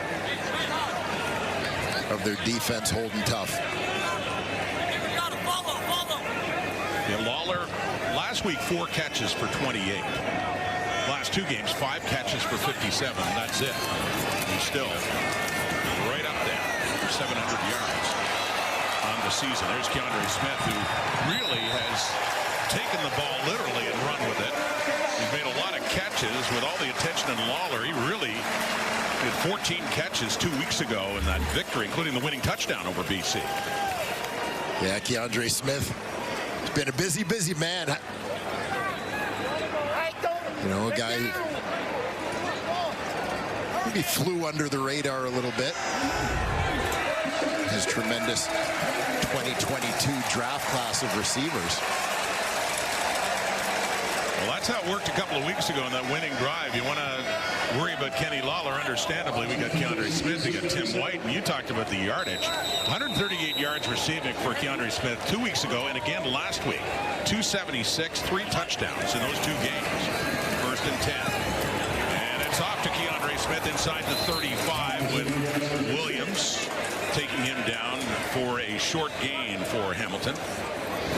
Well, Keandre Smith has put himself in pretty good company with his recent performance. There you see his 14 catches in that July 27th game against BC, the 3rd most in Hamilton Tiger Cat history, behind greats Arlen Bruce III and Andy Fantuz. Great names from the past to wear the black and gold to the Tiger Cats. Yeah, Keandre Smith, last couple of weeks especially. Games to remember here. Lots of time for Bo, 2nd and 8. They drop back in coverage. Beaulieu is on Shamar Bridges, and that falls incomplete. Saw this happen a couple of times too, where Mike Benavides had only sent about 3, and then you could see Bo looking downfield and couldn't find anybody. Yeah, that was it. 3-man rush and make it difficult for him to find anybody to throw the ball to. As noted earlier, Bo, a guy who can run and take what he's given, but not necessarily a guy who's going to kill you with his legs. So when he needs that 8 or 9 yards to get the first down, you'll take your chances. So there's Mark Leggio, 18 for 18 this year. He's made 33 straight. That's a Ticats franchise record. 4th longest in history. There's a streak in Leggio. He missed it on a night where Sean White and Leggio miss. Seven McGee brings it out. That's across the 20 to about the 25, where Hubert rides him out, and a flag does come down on that return. It's Leggio, the kicker, who is the one who was down right now. And keep an eye on Mark Leggio, the kicker back here, and right behind him, Gary Peters of the BC Lions. During the return, holding BC number 20, 10-yard penalty, 1st down. And it wasn't like Peters took a big shot at him, took advantage of the fact that his head was turned. He was just getting in his way, trying to set a wall. But clearly, Leggio very much caught off guard. And that wasn't a penalty. It was, as Leggio is still getting some attention, it was a holding call against BC that's negated that return by Seven McGee out of the end zone and put it back to their 10. And Leggio seems fine now, up at his first miss since last September. As mentioned, it had been the 4th longest streak in the history of the Canadian Football League, behind Rene Paredes and Sean White last year and Lewis Ward in 18 and 19 with the Ottawa Redblacks. And Leggio's been kind of a neat story for the Hamilton Tiger Cats, a guy who was originally drafted by the Winnipeg Blue Bombers, spent a little bit of time there, but they decided to go in a different direction at the kicking spot, let him go. Came to Hamilton in a little bit of what was kind of a pinch situation for the Tiger Cats. Seth Small had been their kicker, had to depart because of a family situation. Leggio has come in and made himself indispensable. He really has. So here's James Butler on the carry. Late in the first half, 1:14 on the clock, and the Lions still trailing by a point as he gets about 5 there to the 15. A 2nd and 5 is coming up. Mark Leggio has gone into the tent for further examination, and ironically, I guess Shea Gilgeous-Alexander was asked earlier today if he played football in high school or anything. He said no, he didn't like getting hit. And somebody asked him, well, what position would you play? He said, I told you I don't like getting hit. I'd have been a kicker. Well, I don't know how that would have worked out if you asked Mark Leggio. Well, if Leggio can't come back, I mean, are you saying there's a chance here? Well, we know Shea can hit a three-pointer. If you could sign someone mid-game, and I'm sure OKC would be happy with that decision, wouldn't they? You know, I've always pictured Shea and his OKC teammate Lou Dort as a dynamic pair of corners. I think those two guys would be terrific in press coverage. Here's Rourke. The time ticking down, under a minute to go on the first down play up across the 35. Lions come into this game at 3-5. These two teams are hitting the halfway point tonight. Hamilton's trying to do it at 7-2. And BC's trying to get it to 4-5 before they're at halfway. There's James Butler. So they're trying to work their way up and still not out of the notion of a late field goal in this first half if they can get it close enough for Sean White. First down here at the 38. And again, kind of a strange first half when you compare the stats sheet to the scoreboard. 70 points last week. There's an open receiver caught by Eberhardt. And Jamal Peters chases him down and pushes him out of bounds. And at the very least, a field goal situation coming up. 18 seconds, but they still have time to run another couple of plays. This is an absolute strike by Nathan Rourke to hit Aiden Eberhardt in stride. Manages to fight through the jam, dip his shoulder and fight through the jam of Jamal Peters. And as soon as Rourke sees him with half a step on the corner, he puts it up just right on the mark. Nathan Rourke to Aiden Eberhardt, 57 yards. Longest play on offense in this game, and it is set up with BC getting a chance now to take the lead for halftime. That's the safety, Stavros Katsantonis, still down on the field.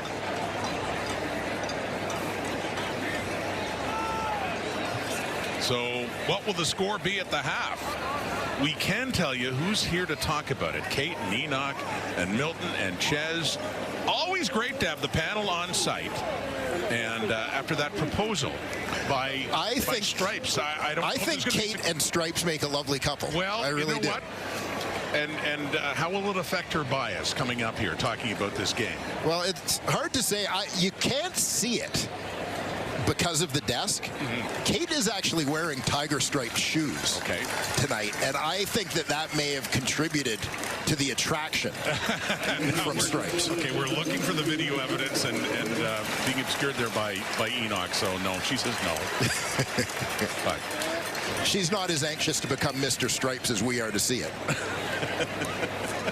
Hey, 0, 1, 3, let's fucking go!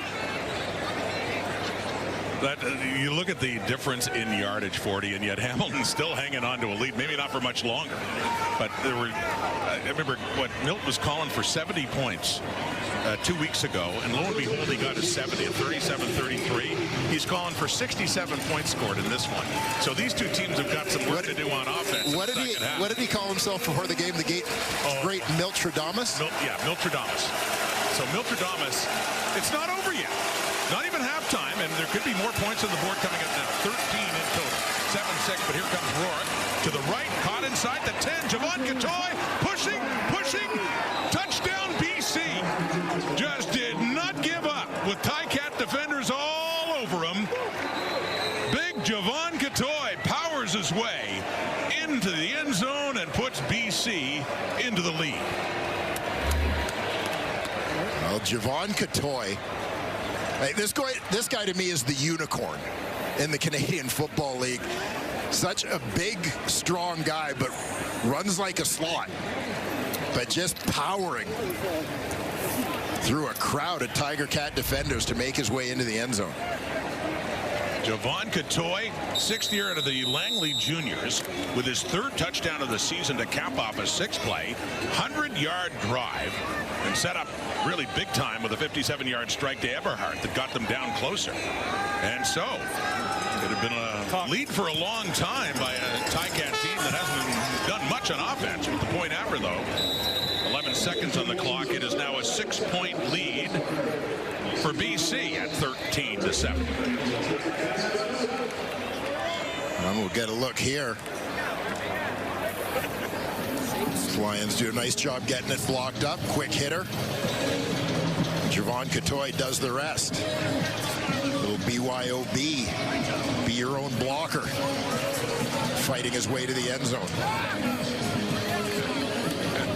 Party in the end zone. Bring your own ball. He made sure he got there on time. With a little bit to spare, Nathan Rourke with a touchdown pass against Hamilton, something he did not have in that loss a couple of weeks ago, even though they put up 33 points. A little selly. And the Lions do have the lead. With the moon looking down. All night. All night. And the colors of the moon a little more towards the Lions right now. Towards the Ticats. Javon Catoy, one of the gems in this league to come from the Canadian Junior Football League. I'm telling you, there's some stones left unturned, in my opinion, in terms of scouting the CJFL. Definitely some talent that's gotten into the Canadian Football League, like Javon Catoy. Tim White in the return across the 35, but 4 seconds to go. And it is looking like the Ticats will be down heading to the dressing room. They do remember a couple of weeks ago in BC Place when they were down 10 with just a couple of minutes to go and managed to rally for a victory there, and were down trailing Edmonton late last week, and Bo Levi Mitchell led them back. Well, Scott Milanovic had said to us, Dwayne, that he doesn't want this team getting complacent and believing that they can always come back when they're down. It's good to have that faith. It's good to know they can do it, but would like a little bit more before they get to the fourth quarter. Yeah, absolutely. So as it stands, they just take a knee, and it's halftime here at Hamilton Stadium on a day that they have honored basketball legend Hamiltonian Shea Gilgeous-Alexander. Just one touchdown per team for Hamilton. It was Isaiah Wooden on a punt return, and this one, Nathan Rourke to Javon Catoy. Yeah, Catoy just sits it down. Nice protection. Finds his way into the end zone and has now found his way to our Matthew Shinetti. Javon, how much do you think that last drive not only helps the offense, but particularly Nathan, given the kind of pressure the Ticats defensive line was putting him under in that first half? Yeah, man, it gives us a lot of confidence. You know, all week, coach has been telling us we got to finish drives. We got to finish with 7, not 3. So I just have to make sure I'm doing my job. If I catch the ball, just making something happen. In terms of finish, how critical is this next half for this team's growth, given what happened 2 weeks ago? Exactly. Like I just mentioned, we got to finish, right? So we got to make sure it's not just on offense, it's on defense, it's on special teams. We got to make sure we got to pick it up.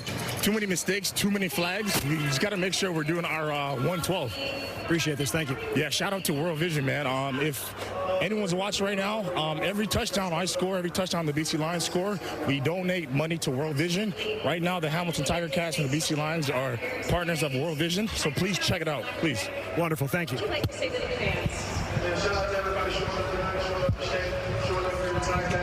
And Kate, that big drive, now the Lions are up 6.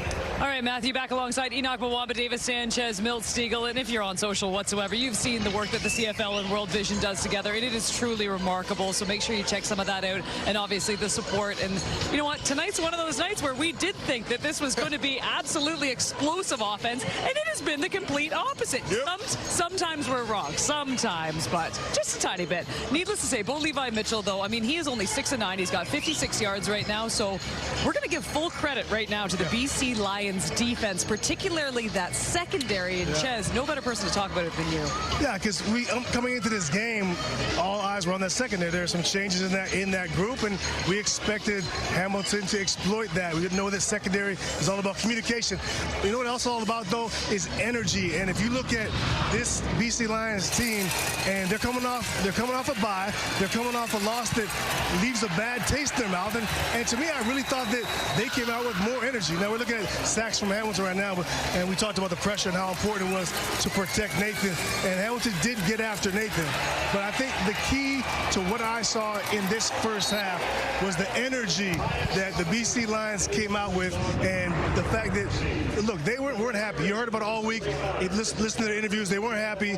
They came out with more energy. I think that's been the difference. A couple things real fast. 4 first downs only for Hamilton, 3 for 8 on second down. That's dominating defense against an explosive offense in Hamilton. We're expecting a shootout tonight, but exactly those film, the tape that we just saw, Nathan Rourke running all over the field is exactly what Hamilton needs to do if they want to be successful tonight. They started off very successful. I mean, Nathan was running all up and down the field. He was never comfortable in the pocket, but except for at the end of that second half where Jason Butler actually helped him quite a bit. But at the end of the half, that's when we finally saw them connect, and he hit Eberhard right here with a 57-yarder, and Javon Catoy, finally, we heard what he said, the team wants to finish their drives, and he was able to do that with the big body that he has and the physicality that he brings to the game. But at the end of the day, when we watched this game, we thought it was going to be a blow. It was going to be some touchdowns left, right, and center. That's not the case. And we've been looking at games last week. Hey, who's going to make the first mistake? Well, tonight it's going to be who's going to make the biggest plays tonight. So we saw a big special teams play, and Javon Catoy, who's going to make the next one, is going to be helpful for them. Milt, I said this at the 3-minute warning, but you believe that this low-scoring affair is actually in Hamilton's favor right now. Yes. And I know they're down, and I know that last drive they look tired. But actually, if I'm the Hamilton Tiger Cats, I'm a little happy going into halftime being a low-scoring game. You think about it, they're coming off a short week. They had 5 days off, where the BC Lions had 2 weeks off. So they had a lot more time to prepare. And also, this is a slow game. It hadn't been a track meet, so they get an opportunity to rest. And also mentally, now you say, hold on, we only had 5 days and they had 2 weeks, and we're only down 6 points. So they can come out the second half, put up some big plays, which we know they can with Bo Levi Mitchell in that offense.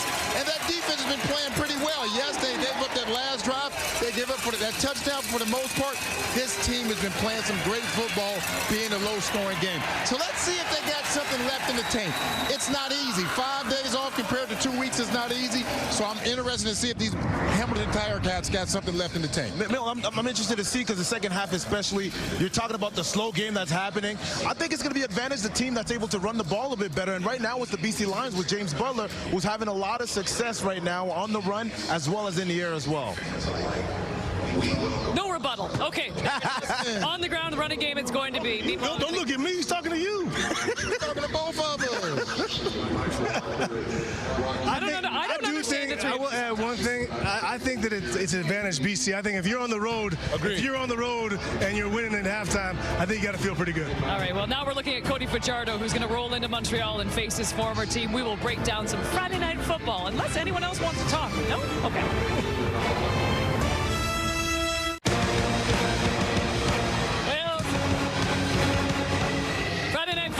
This is a dandy. Who would have ever thought that it would be Cody Fajardo in Edmonton taking on McLeod Bethel Thompson in Montreal?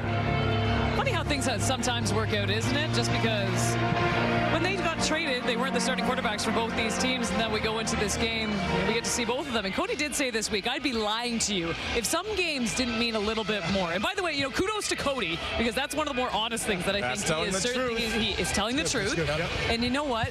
I think we can all admit the last loss, it was not on Cody Fajardo, and he has played well too. He played well against Saskatchewan. He played well in the last game too against the Hamilton Tiger Cats.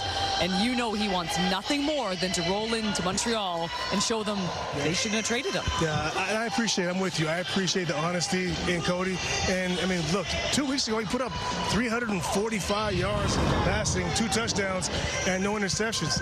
They haven't found ways to win as a team. So what you say earlier, Milt, the wins and losses are on the quarterback often, but we know that he's played pretty good football. Sometimes, guys, you've been a part of teams that just haven't found ways to win, and that's what seems to be happening with this Edmonton team right now. Now, they put up some numbers. There's been a little bit of a boost with Cody at quarterback here right now. They just got to find ways to close games out and win. And yeah, I look forward to seeing this because I want to see that passion, that fire in Cody in this returner, in this matchup against Montreal. He's definitely going to have passion. He's definitely going to bring it, like you said, Kate. He wants to win this game and prove to everybody that it was a mistake letting him go. But the other side, you're talking about McLeod Bethel-Thompson, 126 yards.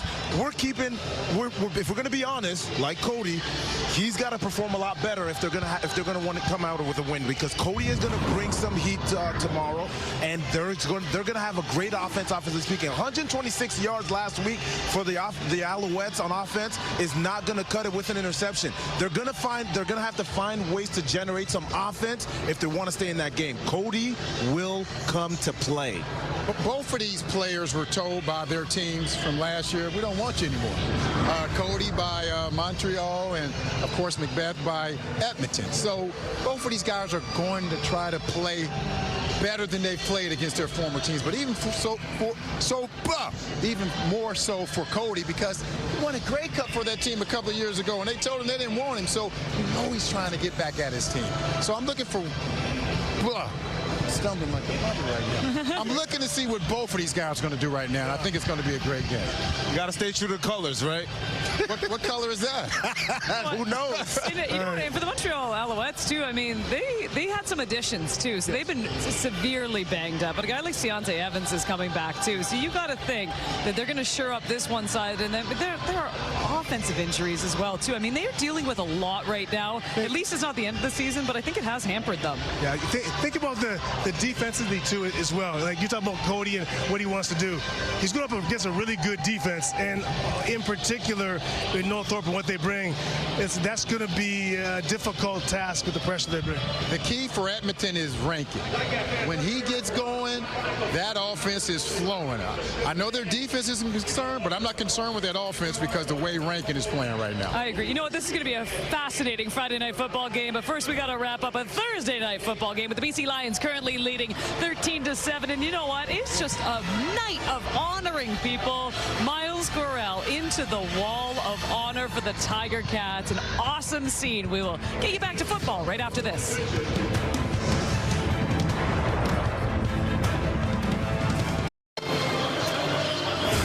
Halftime in Hamilton. Now, the Lions do have the 6-point lead, but it's more lopsided when you look at the numbers and the difference in production by the offenses right now. Bo Levi Mitchell and the Cats still trying to get it going. Maybe a little more pressure on the Hamilton defense with middle linebacker Devin Varasek standing by with Matthew. Devin, I imagine not the ideal way that you want to go back into the locker room, but what was the kind of discussions you were having before coming in? I mean, we've been in this position a couple times before, down at half. We've always been in close games. We just got to find ways to come up on top in the second half and win. What kind of lessons do you, though, take from 2 weeks ago? I know Scott Milanovich doesn't want you to keep relying on late-game heroics, but this team, it seems, late on, can make a play.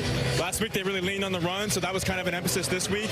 They had 150 on us the first time, so we just came out here and want to stop the run. That's what we intend to keep doing. Appreciate it. Good luck. Thank you.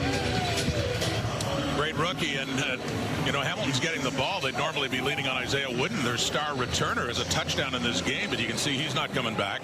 Looks like his right arm is in a sling. He was injured back in the first quarter of that game.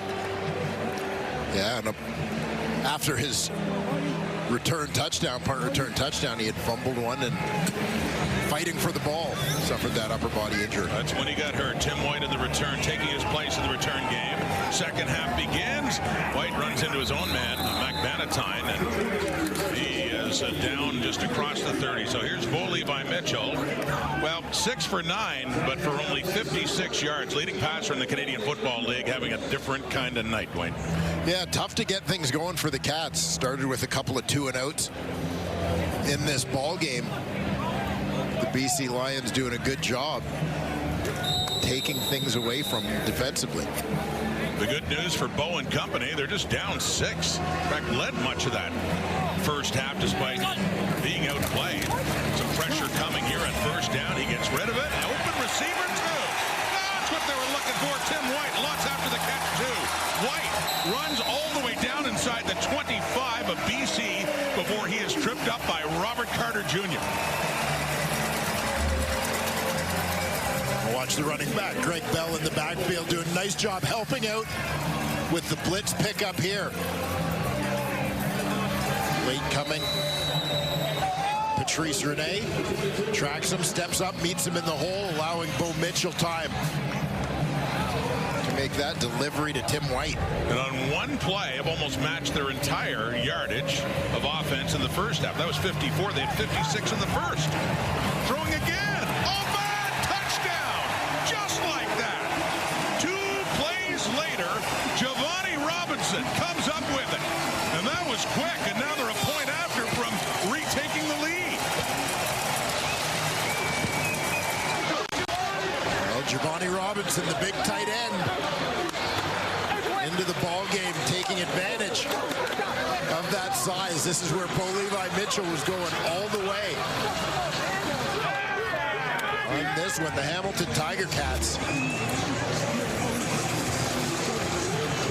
apparently sending the message that they're not going to wait until the fourth quarter tonight. And the punter, Nick Constantino, is now the kicker with Bo Levi Mitchell. Appears to be the holder, and that's after Mark Leggio got injured in the first half. Another look at the Robinson touchdown after just 2 plays on that drive. Here's Constantino. It is put down, and the Aussie, as they say on the team, as their punter, the left footer, gets that one through, and it gives them the lead again after the product of Barrie University. By the way, great basketball player in his day. Big touchdown, first of the season for Robinson. Hamilton leads.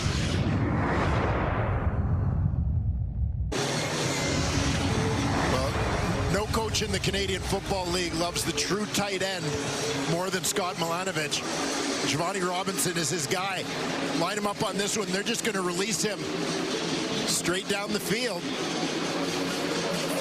Linebacker Micah Awe a little late to react. Ball's in the air, and Robinson hauls it in for the touchdown. His first of the season. His second year at a Barrie, Giovanni Robinson. All smiles on the bench. 1-point lead for the Ticats, who haven't had much offensively, but just in 2 quick plays worked their way down the field. And Seven McGee slips and gets up again on the slick surface here at Hamilton Stadium, and he finds the edge. And he ends up with a pretty good return. Seven McGee gets it up around the 35. Makes something out of that after it looked like he was down slipping.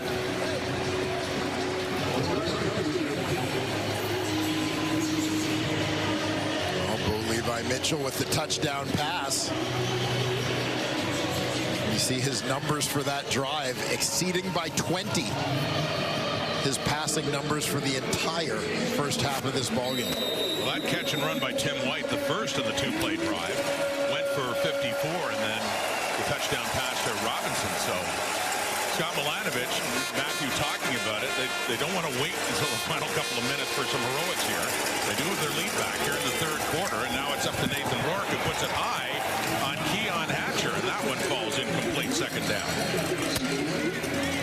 Yeah, you can see from the reaction right away, Nathan Rourke. Like to have that one back, just put it in a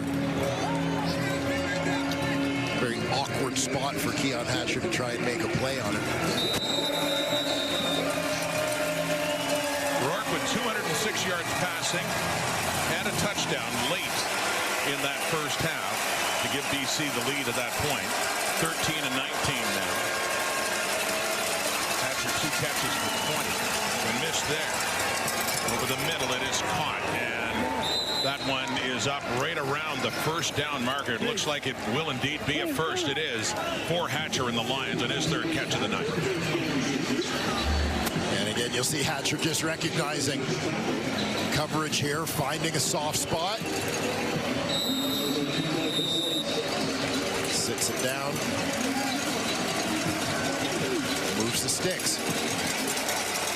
Hatcher coming into this night, week 10, third in receiving yards behind Kenny Lawler, and the leader with the Argos, Devontae Coaxon. They play Saturday against Ottawa.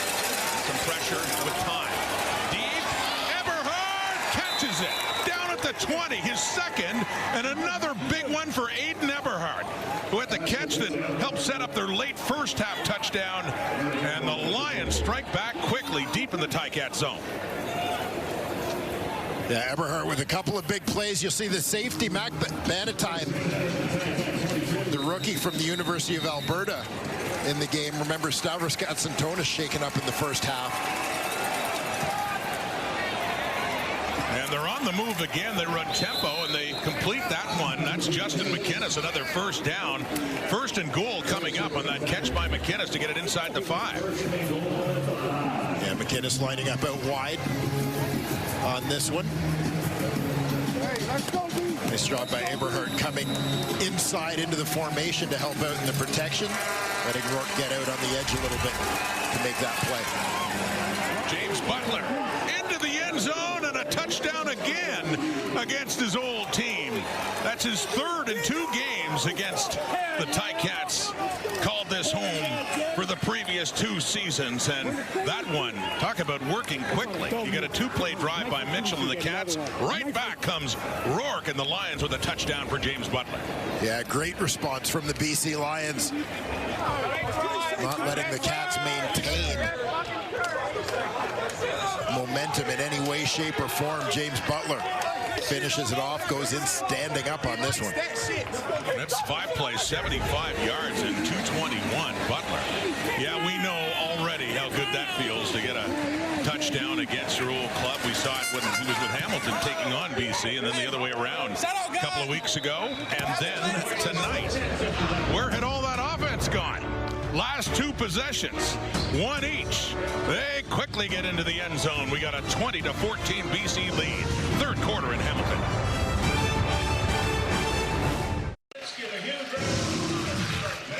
Well, James Butler said, yeah, it was business, but you could tell it was personal, too, 2 weeks ago in Vancouver against his old team, Dwayne. Yeah, I mean, their plan is for him to get lots of touches regardless of who they're playing, but Butler seemed to relish them a little more against his old team, the Hamilton Tiger Cats, with whom he had spent the previous 2 seasons. The only thing that didn't feel good in the end was the Hamilton comeback to spoil it in the first half. He was really running hard. Got a score early and then another touchdown. So, yeah, remember this in 2023 when it was the other way around, Dwayne, taking on the Lions. Yes, James Butler, an equal opportunity grudge holder. Well, that's against Edmonton, but you see some of the work that he did. 1,600 yards and over 1,000 in 2023. Yeah, feature back in 2023, and as we mentioned last year, the Cats just decided they wanted a slightly different skill set, feeling that Greg Bell had a little more burst to his game than Butler. So here's Mitchell. They had a 2-play touchdown drive last time, and here is Bell. A very quiet night. Yeah, he was the one that made Butler expendable, and mentioned part of the highlights that we saw before in his time with Hamilton was a big game back home against the BC Lions. Yeah. Gladiator, gladiator, gladiator, gladiator, gladiator.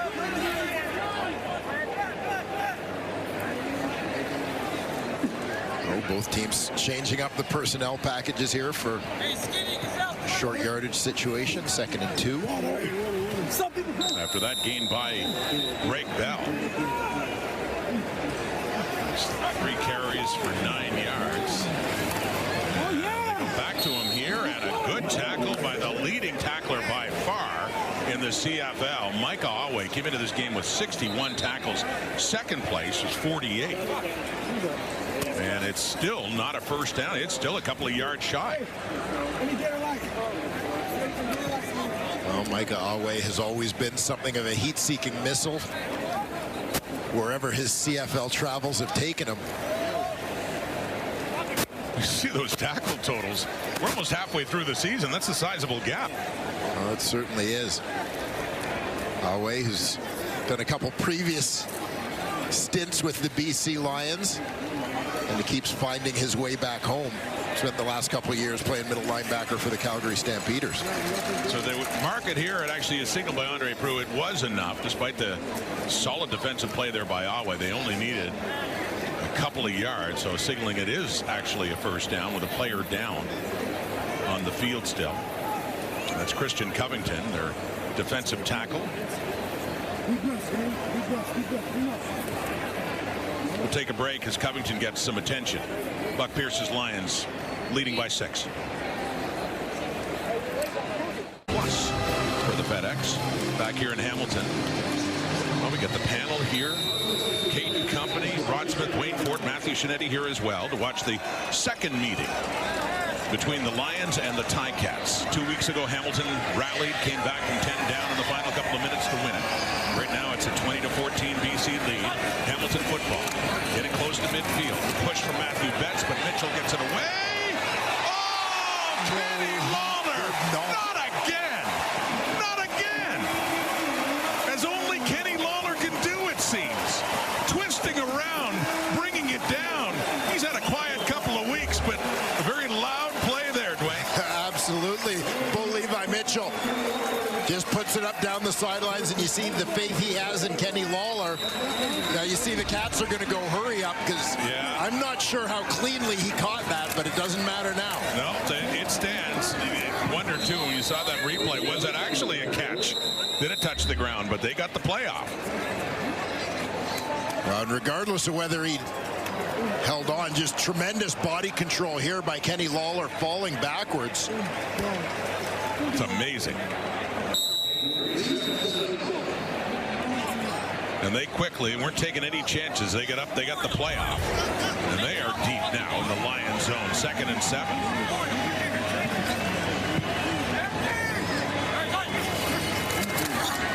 Mitchell again coming across. That's Keandre Smith with it. As he gets it down to the Lions 10, and that's another Hamilton first down. Well, both offenses marching a little bit now. Seeing the way Lawler twisted around. Have another look at this one.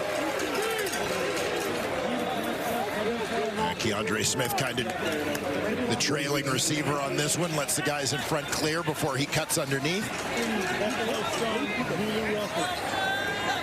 Buffalo Stone, Julie Ruffle.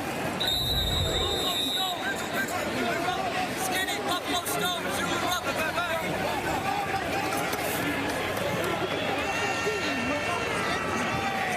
First and 10 at the BC 11. Faking the handoff. Off to Tim White inside the 10, the 5, and down to about the 3. One more look at Lawler. I'm thinking 1989 Grey Cup, and a guy who used to play for the Hamilton Tiger Cats by the name of Tony Champion. Yeah, reminiscent. Not a bad comparison with the backwards fall. Full extension on his way down. And we're going with the fact that he pulled it in because it's in the books now. It counts as a catch because they went off, and you'd have to look at that a few more times, but it was not reviewed, and away they go. And quite honestly, if they did review it, I don't think there's conclusive evidence to say that he didn't catch it either. Yeah, it looked like he continued to have control of the football even as it went down from BC 3. 2nd and 2. Mitchell rolling right. Looks to the end zone. Soft toss to nobody. Nobody home. And a 3rd and 2 coming up with the Lions 3. Yeah, throwaway there. Remember, kicker Mark Leggio is out. We've seen Nick Constantino come on to kick an extra point, but from the 2-yard line, the Cats are going to go for it. You consider their long snapper Simon Chavez, who is experienced. He was recently let go by Ottawa, but the injury to Gordon White. So new long snapper. They had Bo Levi Mitchell as a holder on that last field goal for Constantino, who's the punter, but he does have some kicking experience, the left footer. Did put to the point after through, I should say. But with Leggio out, especially, they're going for it. 3rd and 2 at the BC 3. Mitchell. Touchdown! Shamar Bridges. Kind of the forgotten man so far this season in that Hamilton receiving core. But their top rookie from 2024 has a touchdown there. A point after away from taking the lead again. Yeah, first touchdown of the season for Shamar Bridges, as you mentioned, still kind of waiting for his big day in this Hamilton Tiger Cats offense. Just a quick slant there. Then slides it in between a couple of defenders. And suddenly, Miltradamus is looking like he might have known what he was talking about. Well, they're racking up the points now at 40 with the 41st one pending in this game. And there is Mark Leggio. Missed the last point after try after getting hurt late in the first half. And we have a challenge now by the BC Lions.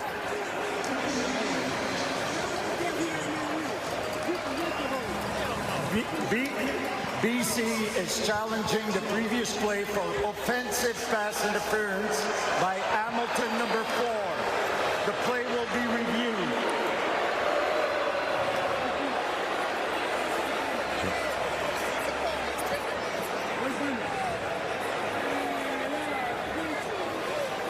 So presumably we'll be looking to see if there's a pick on this play that helps Shamar Bridges get open.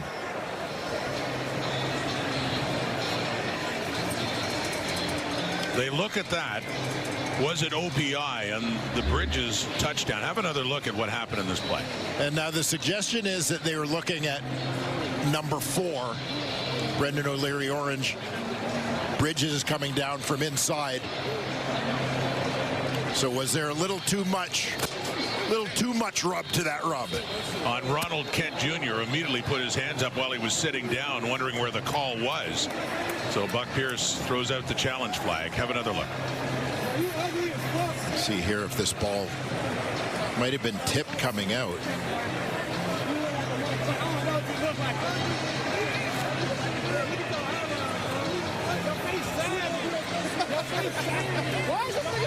This graze didn't really interfere with the flight of the ball, though, right to Bridges. What they're looking at now is was it a pick there on O'Leary Orange on Ronald Kent Jr. At a critical point, past the halfway mark of this third quarter. Tie game with this touchdown pending the convert. Unless they turn it around.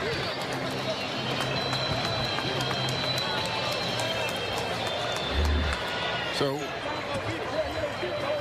we saw in Ottawa in week 2 a couple of defensive pass interference flags picked up after the ball was deflected.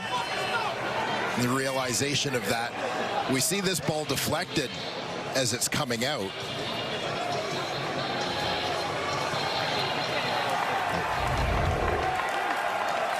Interesting call, interesting moment in this game. Does it stand as a Bridges touchdown for Hamilton? They've reviewed. Here's referee Andre Proulx. Upon review by the replay center, the pass was tipped prior to the infraction. BC will get their challenge back since they were not aware that the ball was tipped. We've got a touchdown. So with the tip at the line, there's a technicality here. Negates the interference, yeah. But they give Buck Pierce's challenge back, not being aware that it had been tipped at the line of scrimmage. So it is a touchdown for Shamar Bridges with the point after to come up here now. Bridges with only 117 yards receiving and no touchdowns coming into this game. Leggio back and seems to be just fine with Constantino back as the holder. So a point after that gives Hamilton the lead again. Their offense coming to life here in the second half. Touchdown Bridges. Hamilton with the lead.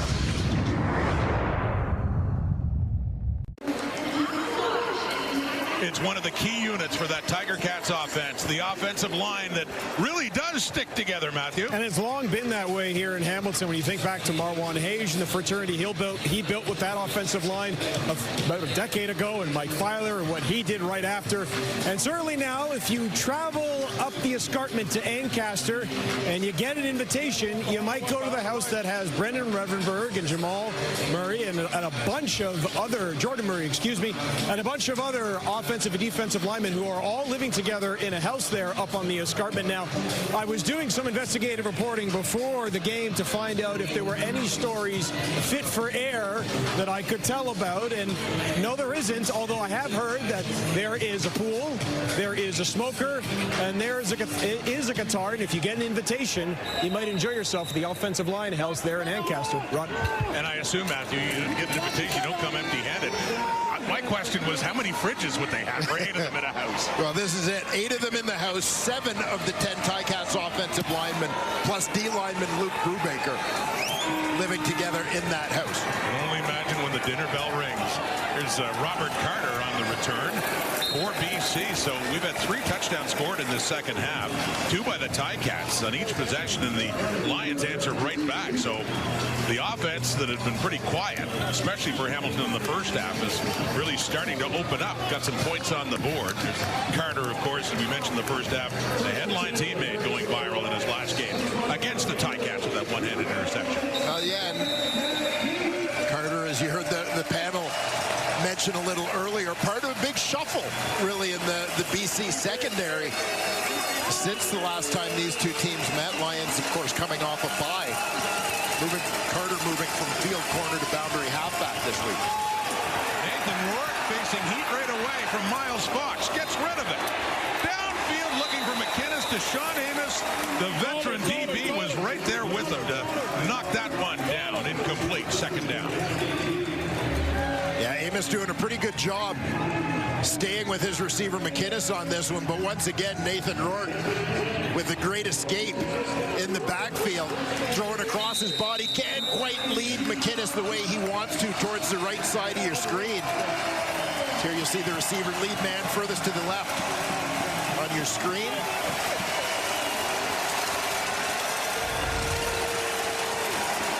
As Fox is coming right in and Rourke untouched. 3 to the right.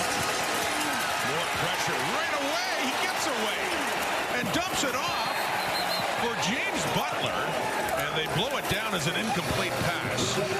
But the second straight play that we see a Tiger, that time it was Owen Hubert that was right in on Nathan Rourke. Yeah, Rourke has been on the run here. Once again, you'll see Hubert. And, you know, by the way that was blocked up, it kind of looked like it was set up as a draw play. With the offensive lineman sort of opening the gate to let the defensive end upfield. Tim White, the returner since the injury to Isaiah Wooden, chased back inside the 25. After a 56-yard punt by Carl Meyer, the tackle there by Josh Haggerty. Well, Matthew, that story about primarily the offensive linemen, not too many better than this man. Remember Miles Garrell, played with a few teams in his great CFL career, but had some tremendous years, including a Grey Cup victory back in the 80s with the Hamilton Tiger Cats, honored in their Wall of Honor at halftime. Yeah, an absolute CFL lifer. Miles Garrell, terrific offensive tackle throughout his career. In Hamilton, spent some time in Winnipeg as well, where he and Chris Walby were a couple of pretty good bookends on that offensive line. Honored here, spent a lot of years as a scout for various teams in the league as well. Richly deserved to see the Ticats honor big Miles Garrell. So it's a 21-20 Ticat lead. 4-10 and counting. And there you see it. They just unveiled that at halftime. Big 66. An eventful day honoring Garrell and, of course, honoring Shea Gilgeous-Alexander earlier today, giving him the key to the city, and he stuck around, and at the first quarter was given another tribute. Many thousands coming out, by the way, long before the game. The CSGA. Bow throws down the right, no, into the hands, but tough turnaround catch attempt there by Shamar Bridges a few moments after he got his first touchdown of the season. Yeah, Bridges makes a nice adjustment to the ball in the air, puts himself in position, sort of slowing up, letting the defender run by, going up in the air, turning his body. It looked like Ronald Kent Jr. made just enough contact. You'll see as Kent is falling there, I think, to impact the stability, basically, of the body of Shamar Bridges, prevent him from making that grab. He's one of their top receivers last year. He missed the final 4 games with injury. At the time, he had 933 yards receiving, their top rookie. So missed out a shot at 1,000. Here's Seven McGee. BC bobbles the ball. It's loose. It's live. It's Hamilton's. Ronan Horrell inserted into the lineup. The rookie for Hamilton won't forget that moment. Product of UBC getting his chance in his CFL debut, and Horrell comes in is bobbled by Seven McGee. It's Ticat football. Yeah, huge play for Hall, getting an opportunity here on special teams. Absolutely loving the moment. As you mentioned, first career game for Horrell, the 48th overall selection in this 2025 CFL draft. One of several UBC Thunderbirds in the CFL. Receivers to the left. It's thrown, and it is caught by Keaton Brugling. Came out of Carleton University, drafted by the Ottawa Red Blacks. First year in Hamilton. He's from St. Catharines, and he's managed. That's his fourth catch of this season, getting used a little bit more by Bo Levi Mitchell and the Ticats. Yeah, well, Brugling has kind of found a role in this offense in the absence of Ante Milanovic. He's kind of playing a lot of fullback snaps, basically, as a guy who was signed as a receiver. I talked earlier about that 2022 draft class. He was drafted as a receiver between Tyson Philpott and Keandre Smith. Second and fourth and 9. Touchdown, Keandre Smith. Speaking of him, does it again. He hit the winning touchdown against BC in the big comeback 2 weeks ago. He had another one last week. That's his fourth touchdown in 3 games and his 5th of the season. The hot streak continues for Keandre Smith, and this, to me, is kind of classic Keandre, doing a little bit of the dirty work, going across the middle linebackers coming for him. And this kid is absolutely fearless.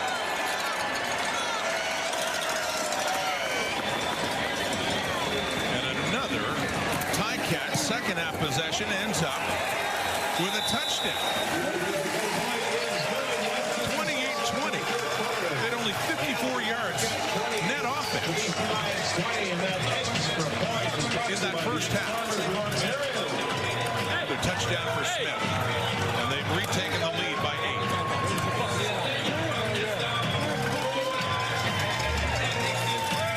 8. Take a look back. You can see that the Ticats empty out the backfield. They've got 3 receivers to each side.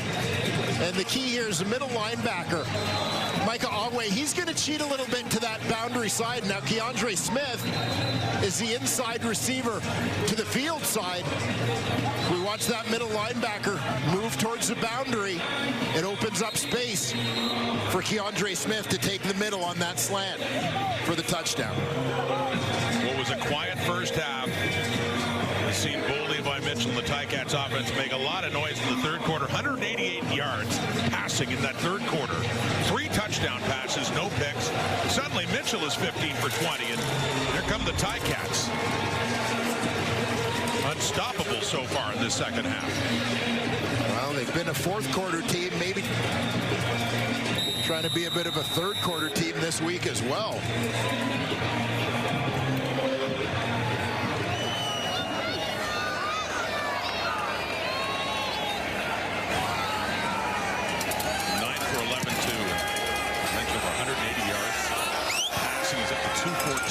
Suddenly on the game. There's Seven McGee looking to atone with a good return here. He's got one. He's got one. Seven McGee still going deep into the zone of the Hamilton Tiger Cats. His first touch since the fumble that set Hamilton up for another TD, and that certainly helps make amends. Well, helps make amends for that, and maybe takes away a little of the sting of the Isaiah Wooden punt return touchdown for Hamilton in the first half of this ball game. McGee does a nice job picking his way down the sidelines here, well into Tiger Cat territory.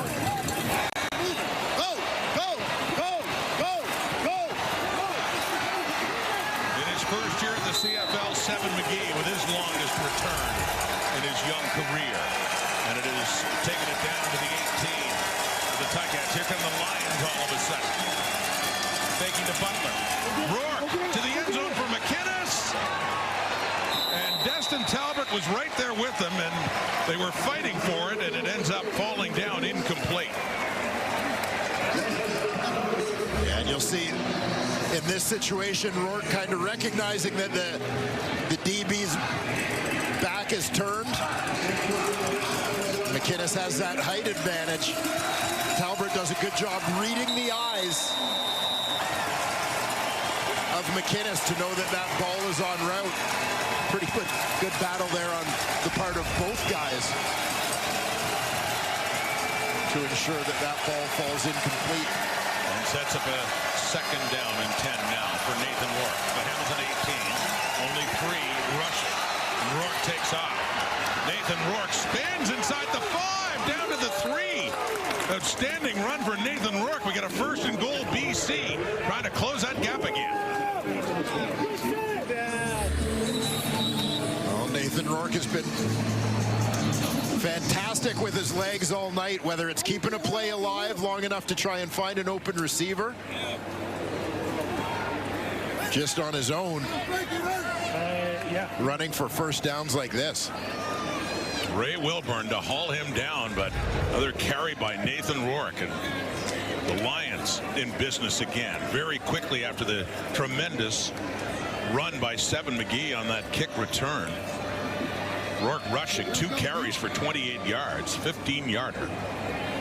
Late here in the third quarter, which has seen an offensive explosion after slow starts, really for both in terms of scoring in that first half. BC did have the lead. You see Reggie Stubblefield slow to get up. Finish the job, baby. Finish the job.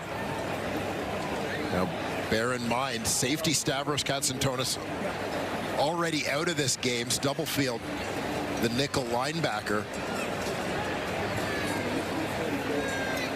So injuries at a couple key spots at perhaps a critical moment of this ball game. And mentioning Rourke's running, came in with 210. He is 28 rushing in the Knights at 238. It is the leading rusher among quarterbacks in the Canadian Football League coming into this game. And a big one there as Stubblefield remains on the field. He came back 4 weeks ago after 400 days off. He had been with the Alouettes, had an outstanding rookie year, winning the Grey Cup in this very field in 2023. And then an opening night against Winnipeg last year, he got a serious knee injury that kept him out the rest of that season and delayed his debut for the Ticats until a month ago. And Stubblefield has certainly been productive, kind of picking up right where he left off with the Montreal Alouettes. Good to see him heading off under his own power, hopefully not too serious.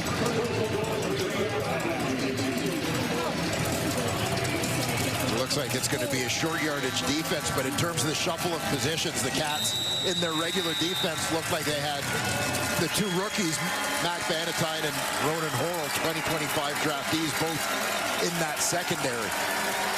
Now it's ex-Ticat quarterback Jeremiah Masoli in. First and goal at the 3. Masoli keeps it 3-2-1 touchdown.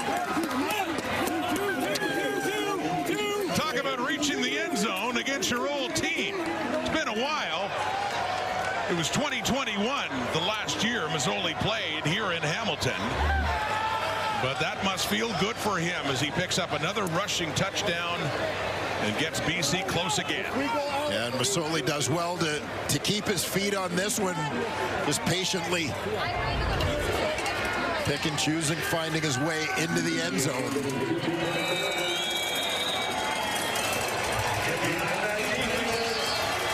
He was their leader. He was their #1 quarterback.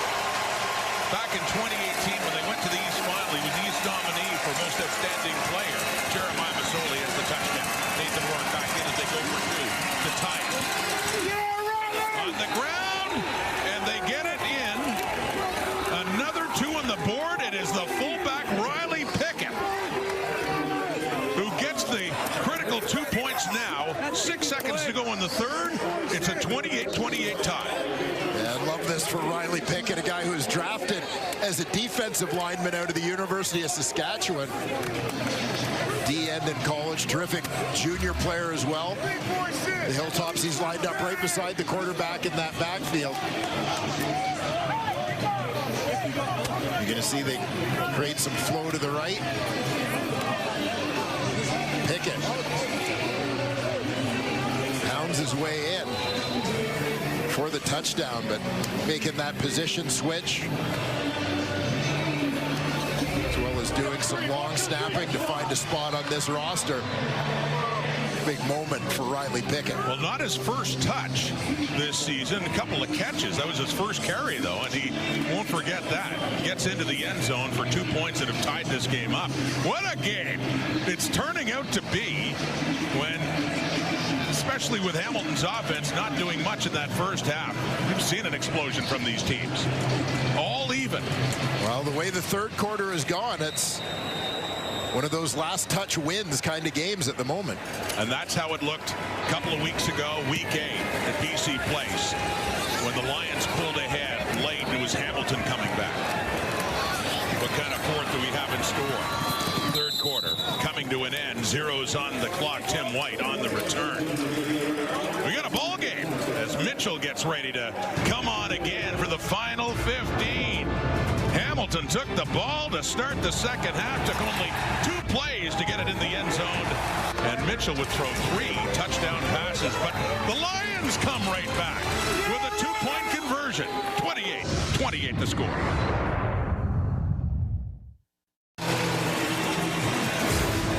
Quarter stats, remember the amazing Miltradamus called for 67, and we laughed at the half, Wayne Ford. Nobody laughs at Miltradamus. No, well, 56 now, 28-28. That third quarter, for all the offense lacking in the first 2 quarters, they certainly made up for it. Yeah, let the shootout begin. I can't wait for the fourth, the way that third quarter went.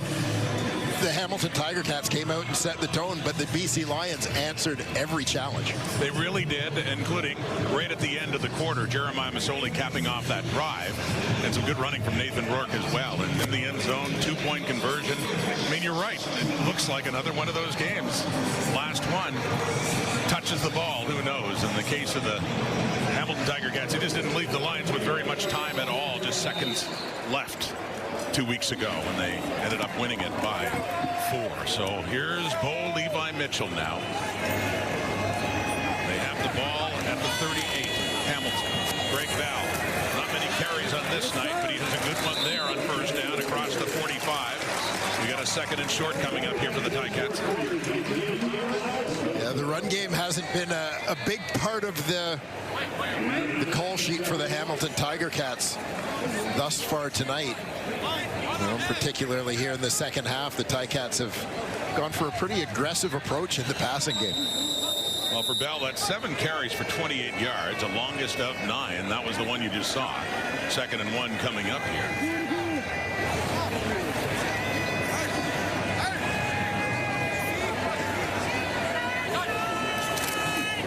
Back to Bell. Right up the middle.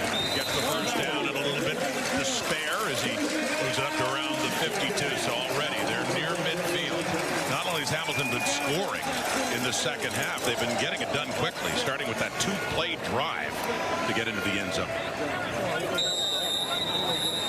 An amazing catch by Kenny Lawler, setting up one of those third quarter touchdowns, adding to his growing highlight reel. Ticats have had a terrific fourth quarter all season long. Trying to do it again. Well, this will help. There's Bell again. He had a nice opening left side to run for another first down inside the BC 50. And after putting the ball in the air in the third quarter, perhaps the Ticats have this Lions defense a little off balance, hurting them on a string of plays here, handing the rock to Greg Bell. Not running much, but running on this drive after some big passing plays in the third quarter. 28-28 the score. Early fourth. Ticats trying to win their 7th in a row. Faking the handoff. Finds Tim White open. White picks a pop from Carter, and he keeps going. That second effort gets them another first down inside the BC 35. And I love the awareness from Tim White as he makes this catch, recognizing where potential tacklers are coming from as he gets his head around. Quick spin out of the way. Nice job protecting the ball as Robert Carter Jr. tried to pull it out of there. Great work by Tim White after the catch. You see Mike Benavides, the defensive coordinator for the BC Lions. Sees Hamilton down to the Lions 34 now in a 1st and 10. Already in scoring range. Mitchell back to Bell.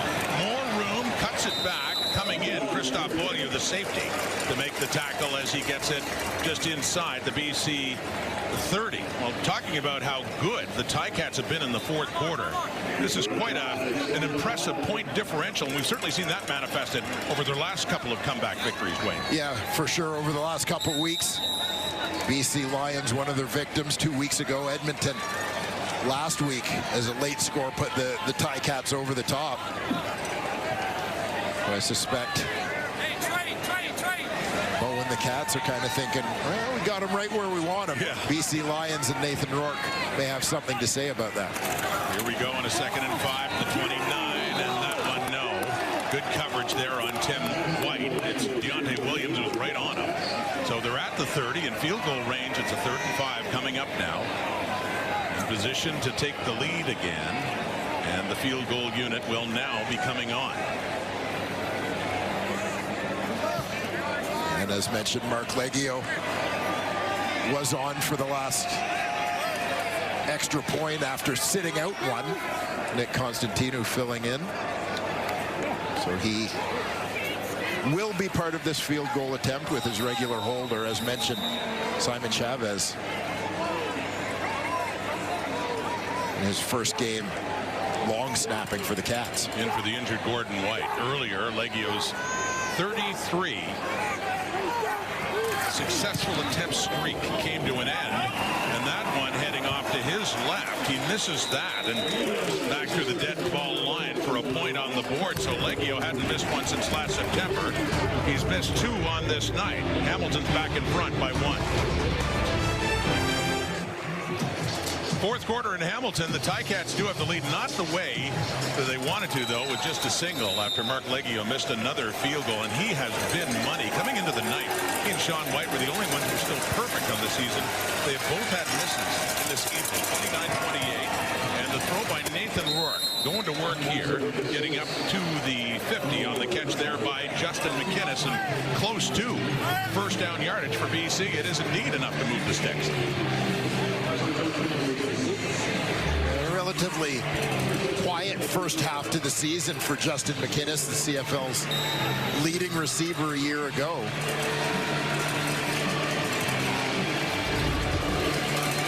Starting to put together a pretty good night here.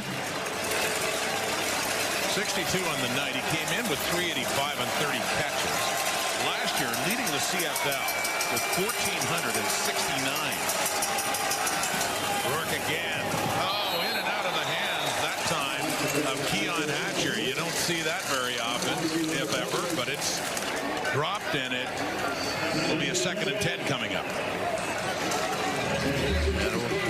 Take a closer look here, but just appeared that this one let this one get into his body, sort of through the hands.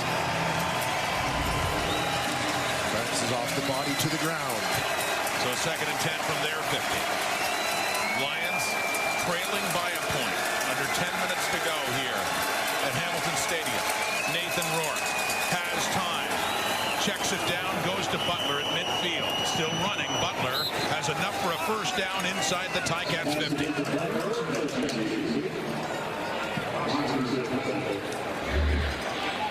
And pretty good job here in protection for the Lions. They've had struggles at times, but there you see, nice pocket, plenty of room for Nathan Rourke, clear throwing lane. Another 1st down coming up here for BC. And that's Justin McInnes. Another catch for McInnes, and quickly the Lions, 9 minutes to go, have something going here. Working tempo. Yeah, quick hitter. McInnes. Faking to Butler, throwing it off Hatcher's way, but that one falls incomplete. 2nd down coming up.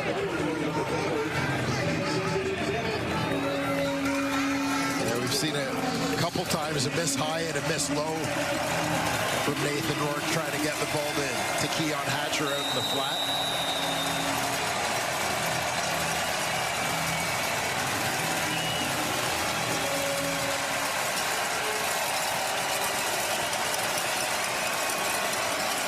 fourth they go. Lions have a shot at retaking the lead. Empty backfield. Gets rid of it.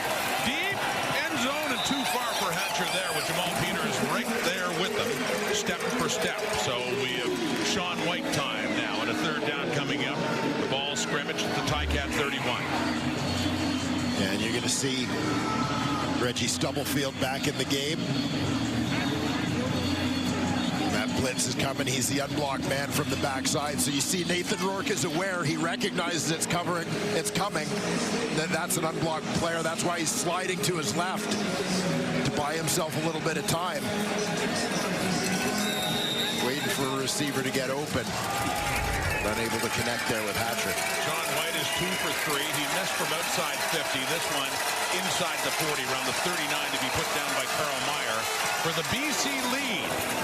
And White looking to start a new streak as he is good there. 3 on the board. 31 in the night for the BC Lions.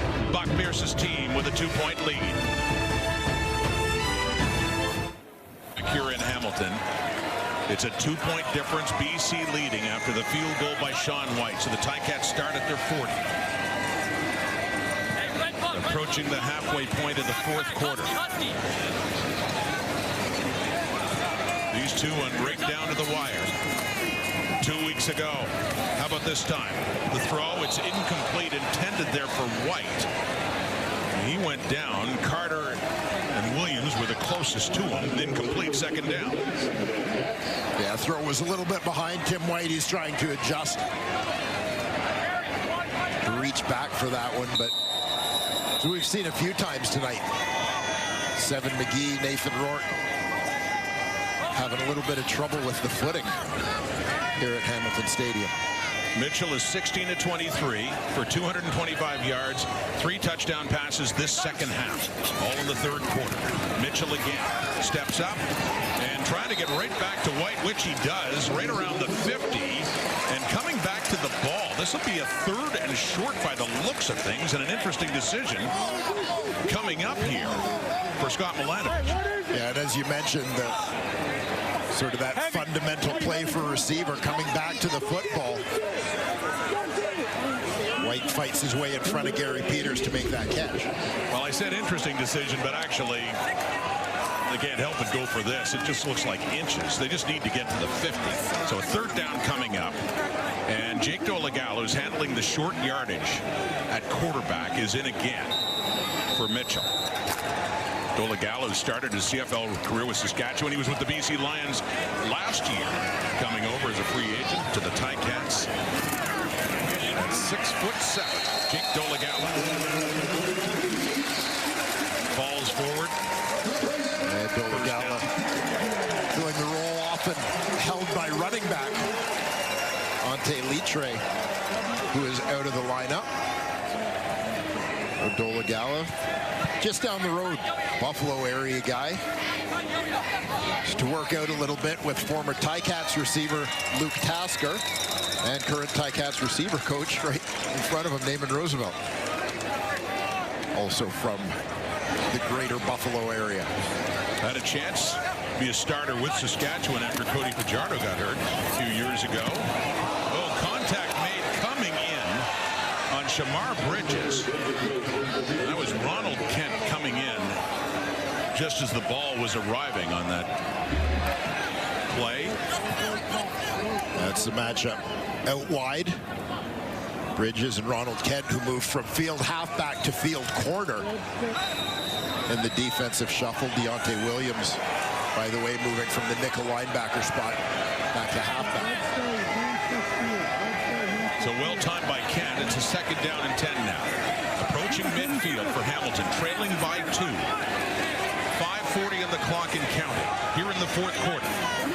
3 receivers to the right. Mitchell coming across and taking it is Keandre Smith. First down and more.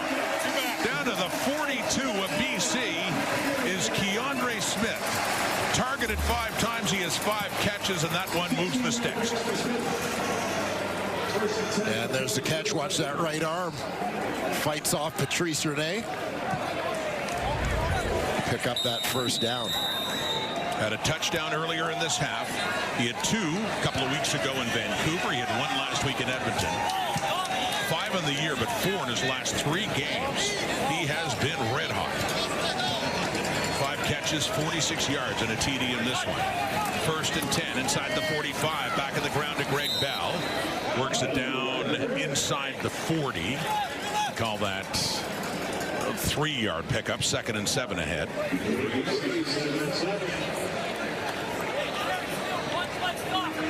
Scott Milanovic doing a nice job mixing it up in terms of the play calls. We saw a very run-heavy drive last time. Back to putting the ball in the air, spreading it around a little bit here. At the BC 40, 4:39 on the clock. Pump fake and short to Bell, off to the right, down to about the 36. And we have another 3rd down coming up, but this one is about 3 yards away, and the field goal unit will come on with Leggio to see if they can go ahead by a point again.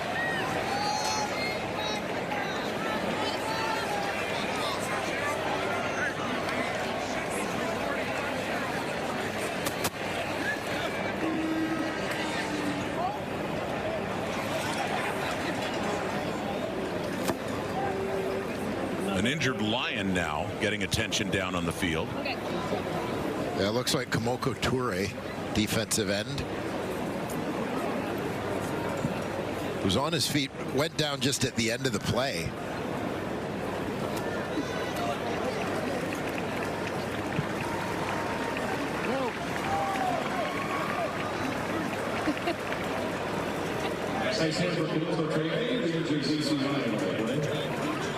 So the field goal unit, you see Mark Leggio finally coming on. And this one will be put down by Constantino just outside the 43. Leggio had 33 straight coming into this game. He has missed his last 2 tries. This one could give Hamilton the 1-point lead again. Mark Leggio just inside the right hash, and off the upright and through. They'll take it.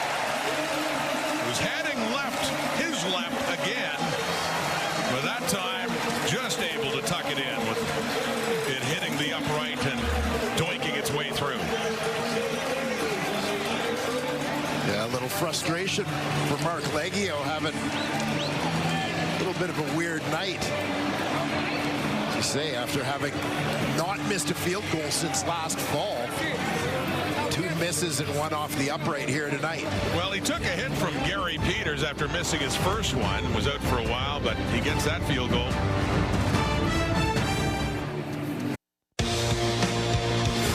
Week 10 continues on TSN tomorrow. Interesting. Edmonton Elks, of course, desperately needing a win, but Cody Fajardo getting the start against his old team. Won a Grey Cup in this very field in Hamilton 2 years ago. So there's that Friday Night Football. Red Blacks Argos, the 2 teams tied at the bottom of the East, and the Bombers and Stampeders for a 3rd time this season. Calgary won the other 2, and they won decisively. So Winnipeg looking for some payback at McMahon the rest of Week 10. But we're not done with this one yet. That is caught midfield and further down for the BC Lions, who are behind by a point again after the Leggio field goal. Nathan Rourke has them on the move.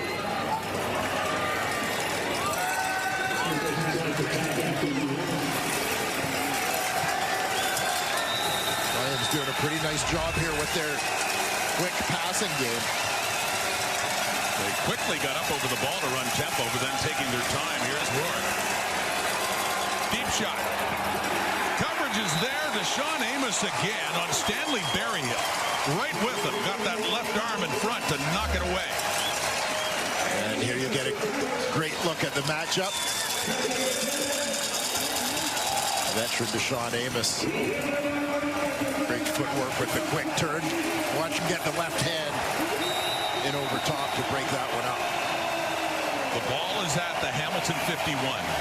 The Lions trail by a point, and it's getting late here at Hamilton Stadium. Heading down to the 3-minute warning. Last play before it for Nathan Rourke and BC, and a 2nd down and 10. Trying to work their way closer. Rourke has time. Over the middle. Intercepted. Julian Hauser.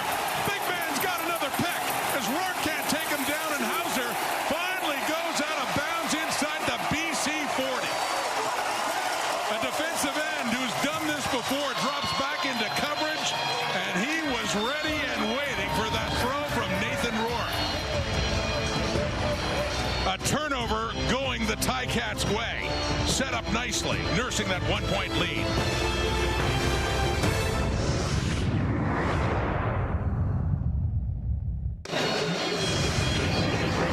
And big play for Julian Hauser as the Ticats go with three-man front defensively. The fourth defensive lineman, Julian Hauser, lines up in behind essentially as a linebacker, and he takes that drop. Nathan Rourke looks left. Hauser comes from his right to sneak in underneath that one. Gets a great jump on it. Looking at the quarterback's eyes. Third career interception. The ball will be placed at the 38-yard line. First down. Yeah, Wayne, you said it. Third career pick. His first go-around with Hamilton in 2022, before he went to the Stampeders, he had 2 in 1 season. And defenses using, taking advantage of the athleticism for a guy that's listed as a defensive end to drop back into coverage. And not his first time. His first this year, and you said his third of his CFL career. Hauser. So they set up at the 40. And run by Greg Bell gets it down to about the 35. Sorry, starting at the 38. So 3-yard pickup. And the turnover ratio, Hamilton coming in the best at +10, and BC one of the worst at -9. Should be pointed out, though, the Lions won the turnover battle, +2 against Hamilton, and scored points over all 3 turnovers by the Ticats, and still ended up losing that game a couple of weeks ago. Yeah, bit of an anomaly in the world of the Canadian Football League, but yeah, big correlation between the Cats' turnover ratio and their record this season. 2nd and 7. BC 35. Boley by Mitchell. Now he had a little pump fake, and the closest to that is BC's Gary Peters as it sails out of bounds, and 3rd down coming up. But looking for points off the turnover. They have an opportunity here with another field goal try coming up from Mark Leggio. A night that's been a little bit of an adventure for Leggio. Hey. He called trying to get me. Scott Milanovic perhaps not liking what he had called on the previous play. So Leggio coming off a made field goal, 1 for 3. This one from 42.5 out to increase the lead. 3 more for Leggio. He's making amends with a couple of field goals after a couple of misses. Stripes is okay with that. 10 points off turnovers. A 4-point lead now for the Tiger Cats at 35-31. I mentioned Scott Milanovic maybe not liking his call on the last one. You see him telling Bo, my fault, as the offense came off the field. It was a 4-point difference between these two teams. A week ago Sunday at BC Place in Week 8 ended up being a 37-33 victory for Mitchell and the Ticats with 2 late touchdowns in the final 3 minutes. It's a 4-point game right now with BC trailing. And still 1:53 on the clock. This time Milanovic's Ticats have the lead late. This time Buck Pierce's Lions are looking to turn the tables, get the ball back, and look for the comeback win.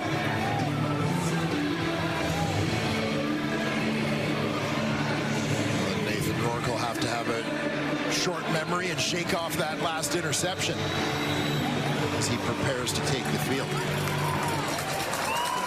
So Leggio to kick off. 2 returners back for the Lions in Robert Carter and Seven McGee. McGee coming in and takes it at the 23. Had a big return last time out that certainly helped BC. As as flag comes out. It's set up around the 40, a 17-yard return for Seven McGee.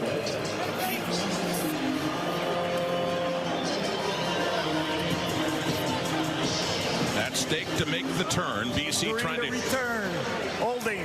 BC number 43. 10-yard penalty. First down. So the Lions hurt themselves there with the hold. Just mentioning, they're trying to hit the halfway point of the season at 4-5 for Buck Pierce. And for the Ticats, who lost their first 2 games of the regular season in Calgary and here against Saskatchewan, have rolled off 6 straight victories, looking to make it 7 in a row for just the 4th time in the history of the franchise. 147 away, 4-point lead. Here comes BC now. The 25 Rourke quickly off the fingertips of McInnes, and lucky for them, Jamal Peters was a little bit closer. Could have had another interception. And pretty good coverage again on the play. It appeared from Destin Talbert.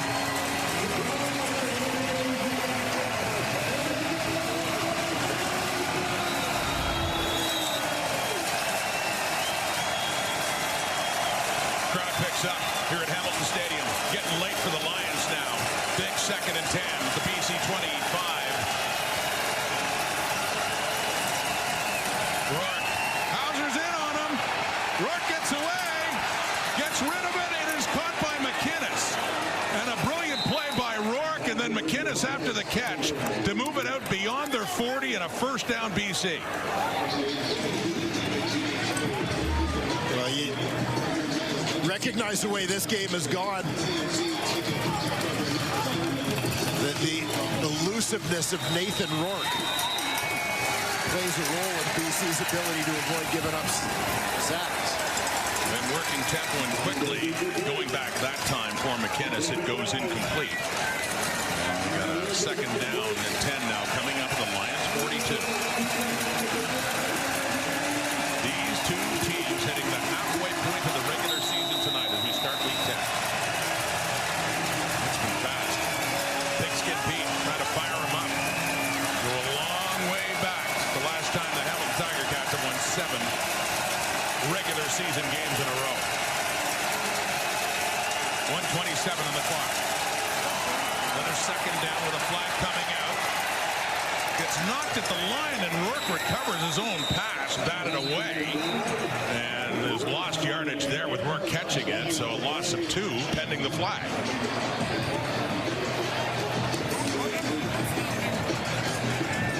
Yeah, Rourke obviously thinking he could pick up a little bit more yardage than he was able to find on that one. Otherwise, might have just batted the ball down. Offside. BC number 83. That penalty's declined. It will be 3rd down. Got Stanley Berryhill on the offside. And we got a 3rd down now at 12. No! We're on the go! 1:21 on the clock. We're on the go!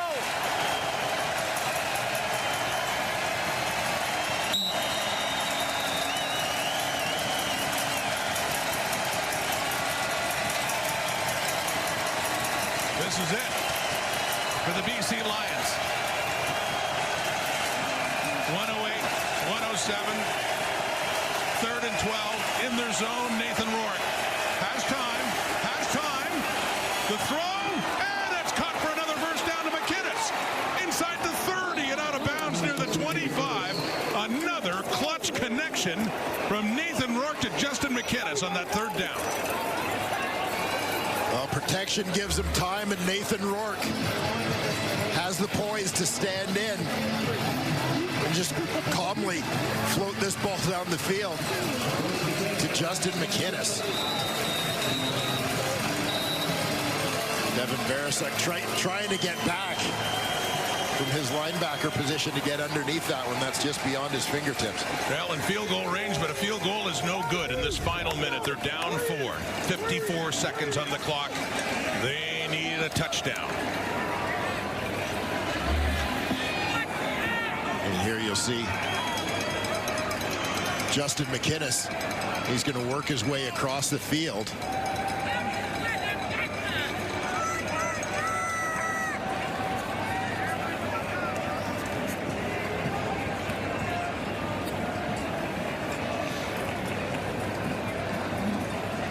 Essentially being passed off from one defender to another as he goes through zones there. Now there's an injured Ticats player still down getting attention. That's Philip Osai, who made his debut for Hamilton after the injury to Taiwan Garbett in Vancouver 2 weeks ago. Osai, the defensive end, down right around the line of scrimmage, which is inside the 30, around the 27. Rourke and the Lions trying to do what Bo and the Ticats did to them 2 weeks ago. Final minute, and back then you could see Rourke's frustration on the sideline, wanting to get the ball back for a chance, and they just worked the clock down, scored the touchdown to Keandre Smith, and they didn't have enough time at the end. Yeah, Ticats doing a pretty good job managing the clock in that one. It'll be interesting to sort of see BC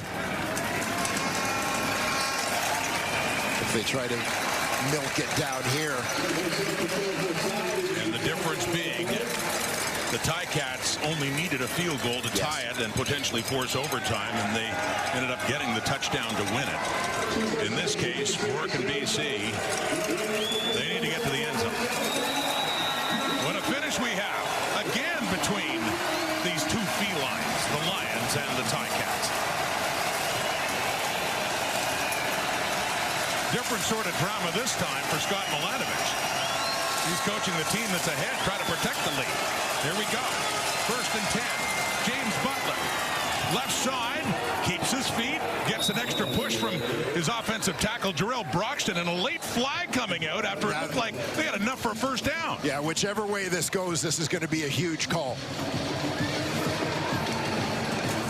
What do we have? What do we have? Talk to me. Talk to me.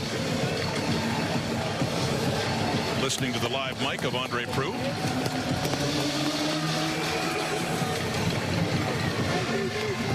A big run that would have given BC first down yardage. So it's either going to back the Ticats up to their goal line or else take that yardage away from the Lions. You're right, as penalties go, this would be... There is no infraction on the play. Well, or it will do absolutely nothing. That's good. Not so much for pumping up how huge it is. Well, that's huge too for BC. Down to the 16. They got a chance. 47 seconds. Lots of time. First down. Rourke has time. Looks to the end zone. It is caught. A touchdown for James Butler. Must be saying to the Ticats, how do you like me now? The go-ahead touchdown with 38 seconds to go. James Butler against his old team has another one. And you saw Rourke look that way early. Rusher flashes by, and he's still got time to get it there. Butler with the catch. Left.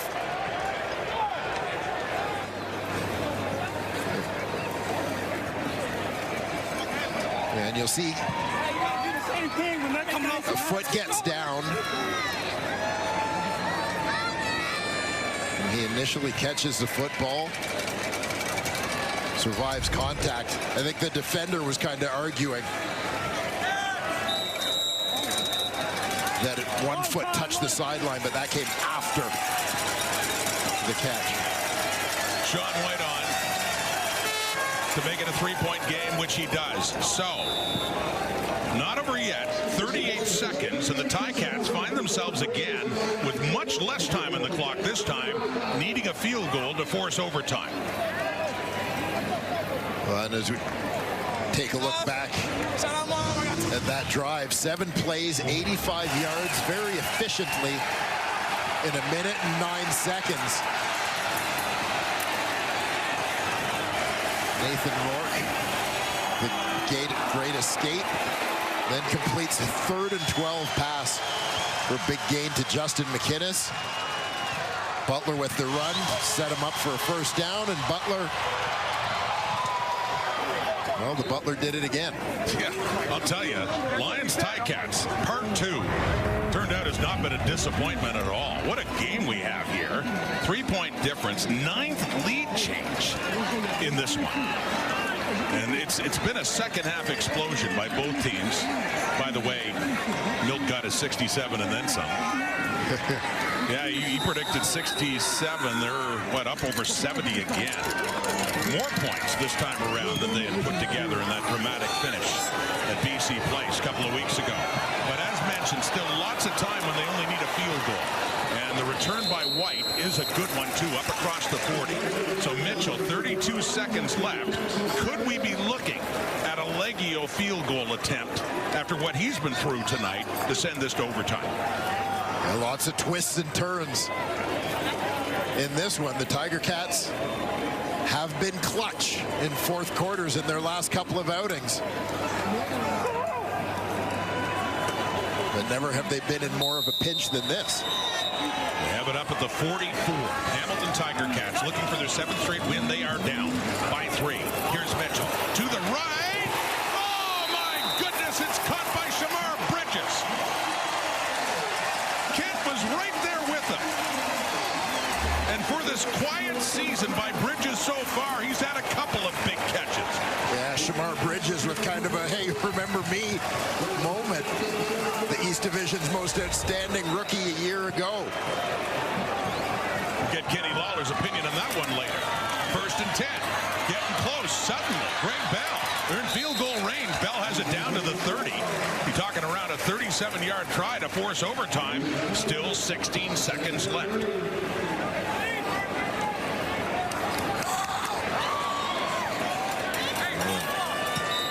Knowing the history of Bo Levi Mitchell, wouldn't surprise me one bit to see him take one look at the end zone. Hands it off again as they get closer for Leggio. 7 seconds on the clock for Bell inside 22. You get 7 seconds. Enough for another play? Enough for another play. You got to be obviously very smart about it. Shot to the end zone. You know, I don't know if you want to risk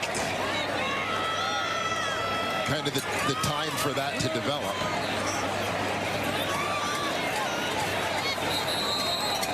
Certainly couldn't take the chance of too short a play that without the player going down right away.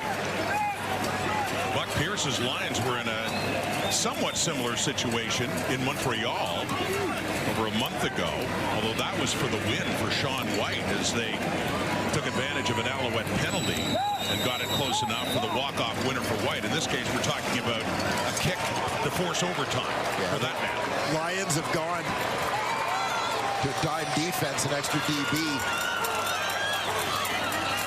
Just a 3-man rush. Mitchell, and no. Skips that one off the turf. Incomplete. And Mark Leggio is coming on to see if he can send this game, this remarkable game, the way the second half has gone, into extra time.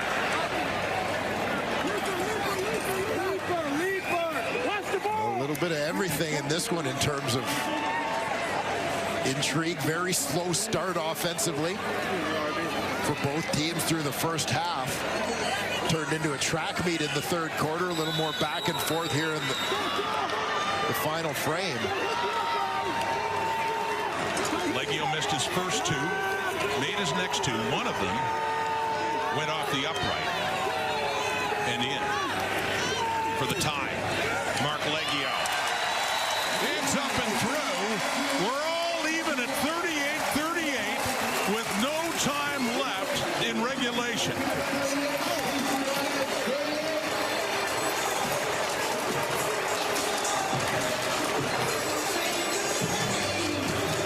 We're going to overtime. We are. And excited for it, the way these two teams have been playing it. Not the greatest night for Mark Leggio, but great when he needed to be to force overtime. Back at Hamilton this time, 60 minutes have not been enough. We're heading to overtime with the coin toss and Andre Proulx. This is the same coin. The CFL logo will be heads. Team logo will be tails. BC, your choice. Tails has been called. This is a tails. You won. You want to play defense first. Which end are you going to play? So we're going to go that way. Hamilton will have the ball at the...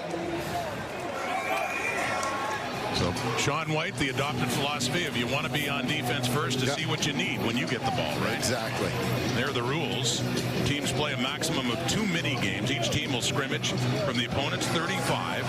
And after a touchdown, a team has to go for 2. There are no single-point conversions here. And the team scoring the most points in the mini games earns the 2 points in the standings. Each team will get a point if it's still tied after the 2 mini games. But that's what's at stake right now for the Lions and the Ticats.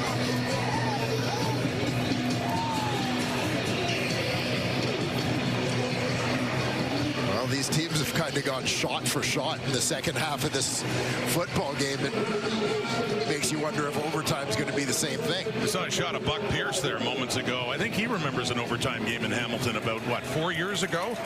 The Grey Cup, Winnipeg and the Ticats, and his team, the Bombers at the time, for Buck Pierce, ended up victorious.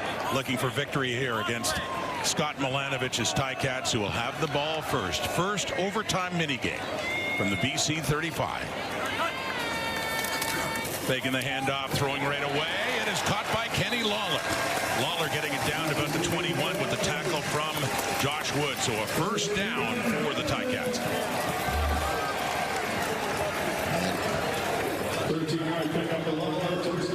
Butler step up to pick up the blitz. Bo getting that ball out of his hands quickly.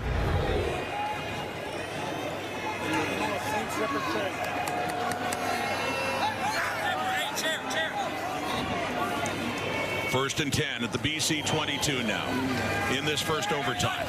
Lawler in motion to the left. Mitchell looking that way. Deflected but caught by Tim White coming back to the ball. It comes out. It's BC's ball. It's Dwayne Hendricks after White had caught the ball on a nice play and a deflection, but while running, he coughed it up, and a golden opportunity now for BC. Well, the deflection completely changes this play. Tim White starts off out wide. There you see, working underneath. White is open, but the deflection changing the trajectory of the ball, allowing defenders to close on him. And yeah, you see the reaction by Mitchell, because their first possession is done, and all BC needs is to score points here. They just need a single, really, of a missed field goal. But a field goal, a touchdown, points, and they win in this first mini game. They start at the 35, as the Ticats did. Nathan Rourke. Great shot now. James Butler, left side, hanging on to that football. The key part of this now, just to keep possession of that ball down to the 27. Yeah, this is it. The low-risk play calling for the BC Lions here. Protecting possession, and if they make the end zone, it's a bonus. If not, very comfortable leaving this game on the foot of Sean White. One of the greatest kickers, most accurate kickers in the history of the CFL, waiting in the wings on this 2nd and 3. They just try to center it up for the veteran Sean White for a walk-off winner. Butler.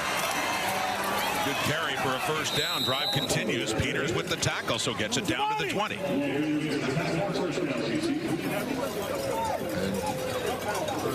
Sean White staying warm should his number be called. Who turns 40 in October. I mentioned this before chatting about how much longer Sean White wants to play. Of course, the legendary Louis Pasaglia went to, what, age 45, and White, especially the way he is kicking, no signs of let up. What a tremendous career, another great product of BC junior football system. But it's first down in this overtime. Butler again, they keep it on the ground, and he keeps pushing. Been a great night for James Butler, who has a touchdown on the ground and that one great catch late to put them ahead. Just about a minute to go. And 2 instructions for James Butler here in overtime. Secure the football, run forward. Well, he had a great game against his old team 2 weeks ago, but was denied the victory when Hamilton came back. He'd be savoring this one if BC can get some points on this drive. Butler up the middle of the field on that 2nd and 4 play. And it's a 3rd down coming up. Sean White to win it for BC. Now the Lions with James Butler all the way, just running the football, taking care of business. Again, Sean White, not just a guy who's been accurate throughout his career, but a guy who's hit a lot of clutch kicks. Well, he had one, as mentioned, in Montreal, a walk-off winner right at the end of the game against the Alouettes a little over a month ago. Looking for another walk-off winner now and improve the Lions' record at the turn of 4-5. White up and through, and the BC Lions turn the tables on the Ticats. They come back and get a much-needed victory here in Hamilton.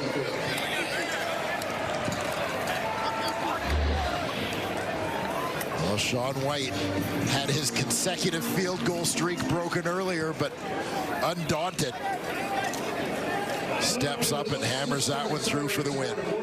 Feels good for Buck Pierce. The set has fond memories of overtime games here in Hamilton. And for Scott Milanovich, a 6-game winning streak comes to an end. They were trying to get to 7, which would have been the first time since 1972, but it's the Lions who deny them on this night. Yeah, terrific job by the BC Lions to hang tough in this ball game. Hamilton came on like a house on fire in the second half, but the Lions hung with them blow for blow. On a night they honored a great in Shea Gilgeous-Alexander, making Hamilton proud.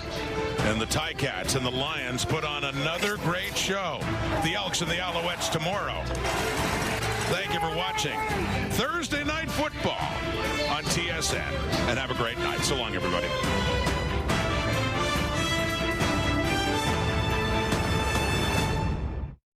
All right, let's turn our attention now to the Canadian Football League and a hell of a football game tonight in Hamilton. The BC Lions had a bye week to sit and stew over their Week 8 loss to the Hamilton Tiger Cats.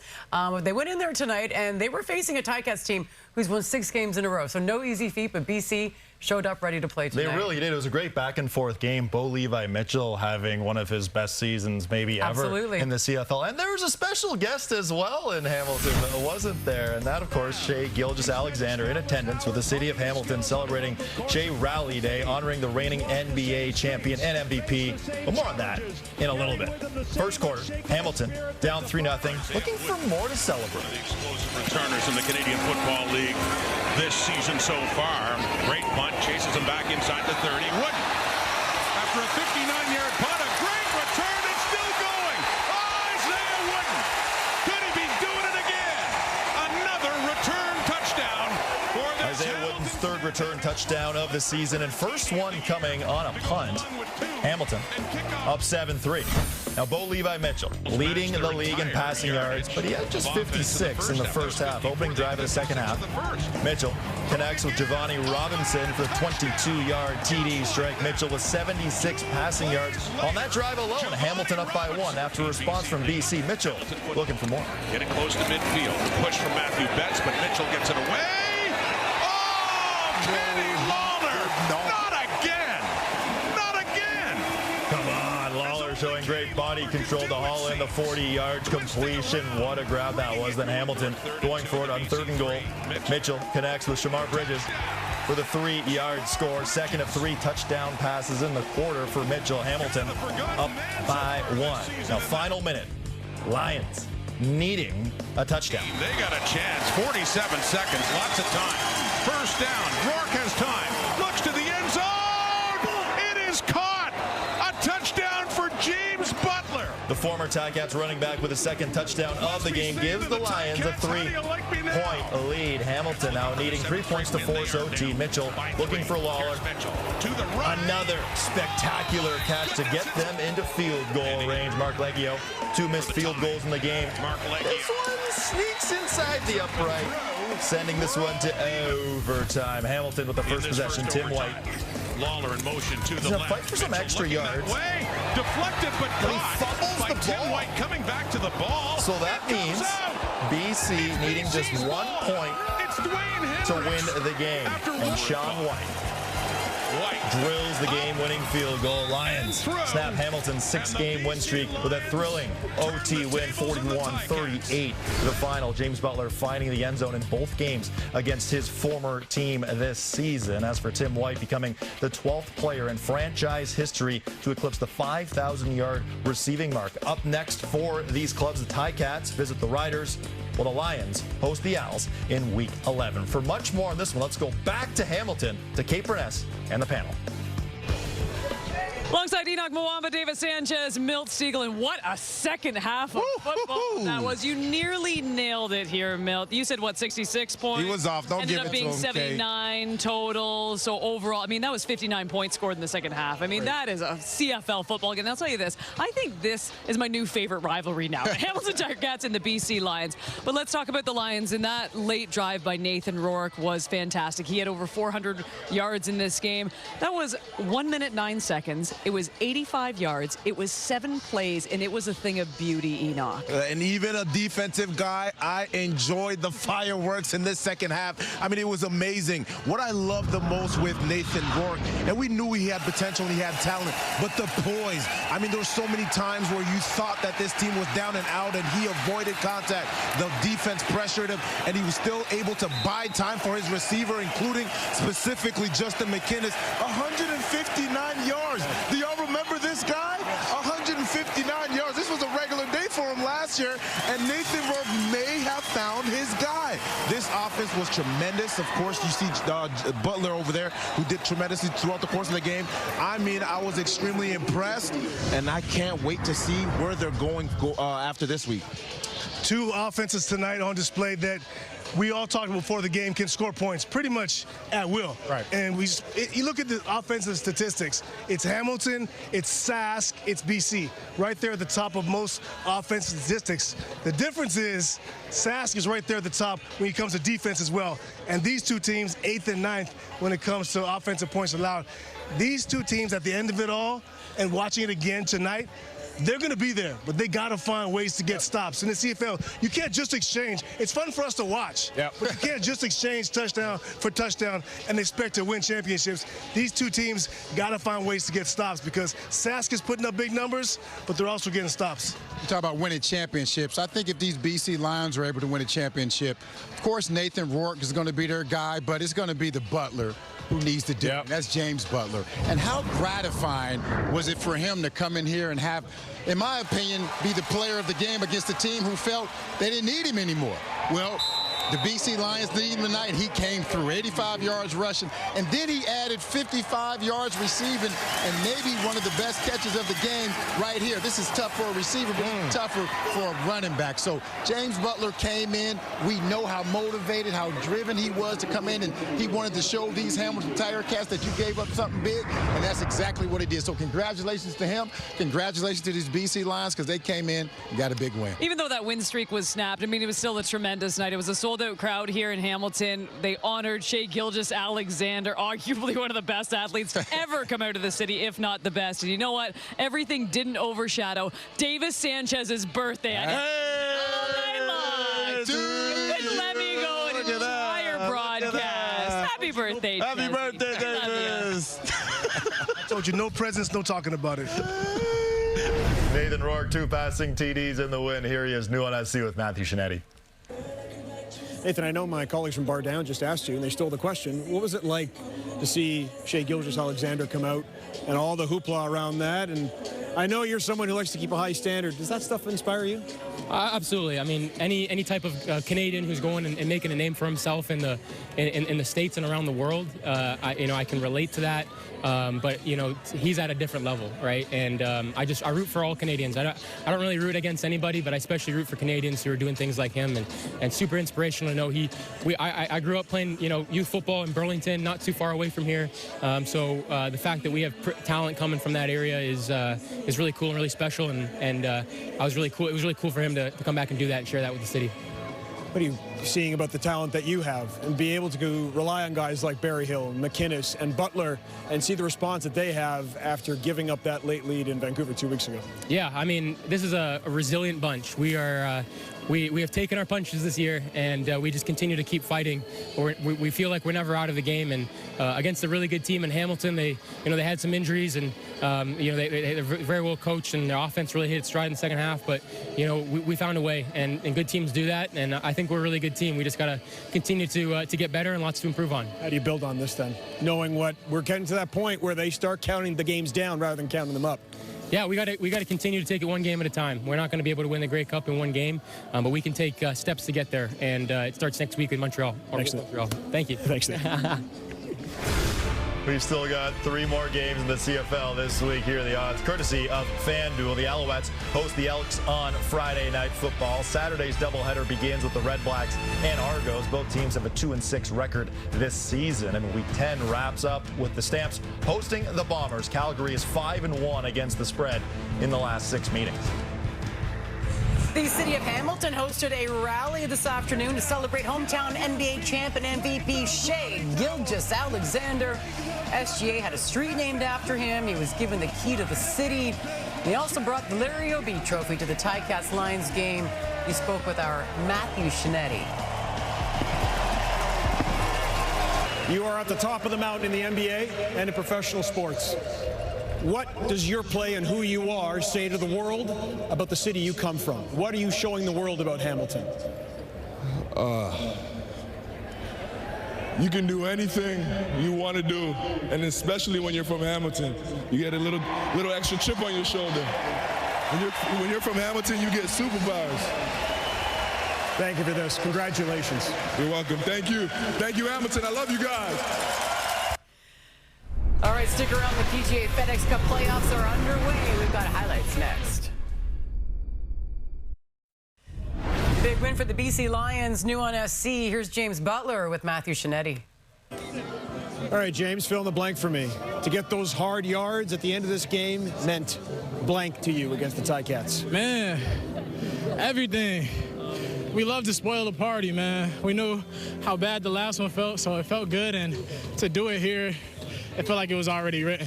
I felt like it was a out-of-body experience. What did it say to you to see your team respond? You had a lot of time to sit on the bye week after giving up that lead in Vancouver. What does this win mean, you think, in the narrative of your season? So much, momentum. Momentum is everything. I feel like this really shows that we could fight and stick it out in those fights. Last time we played these guys, we weren't able to, we played a great 57 minutes, but we didn't play all 60, and I felt like this one we played, 65 minutes? I saw you share a word with your former defensive tackle teammate, Casey Sales. You're after running right into him. What did he say to you? He just said, man, keep doing your thing, bro. And I told him, bro, you're the best D tackle in this league, in my opinion, man. So just keep doing your thing, bro. Whenever I see you're not out there, I start getting a little excited. I make sure to peep if 44 is out there or not. Fight but respect. Thanks for this, James. Thank you. Appreciate it. Shout out God, man. And Mama, happy birthday. I love you.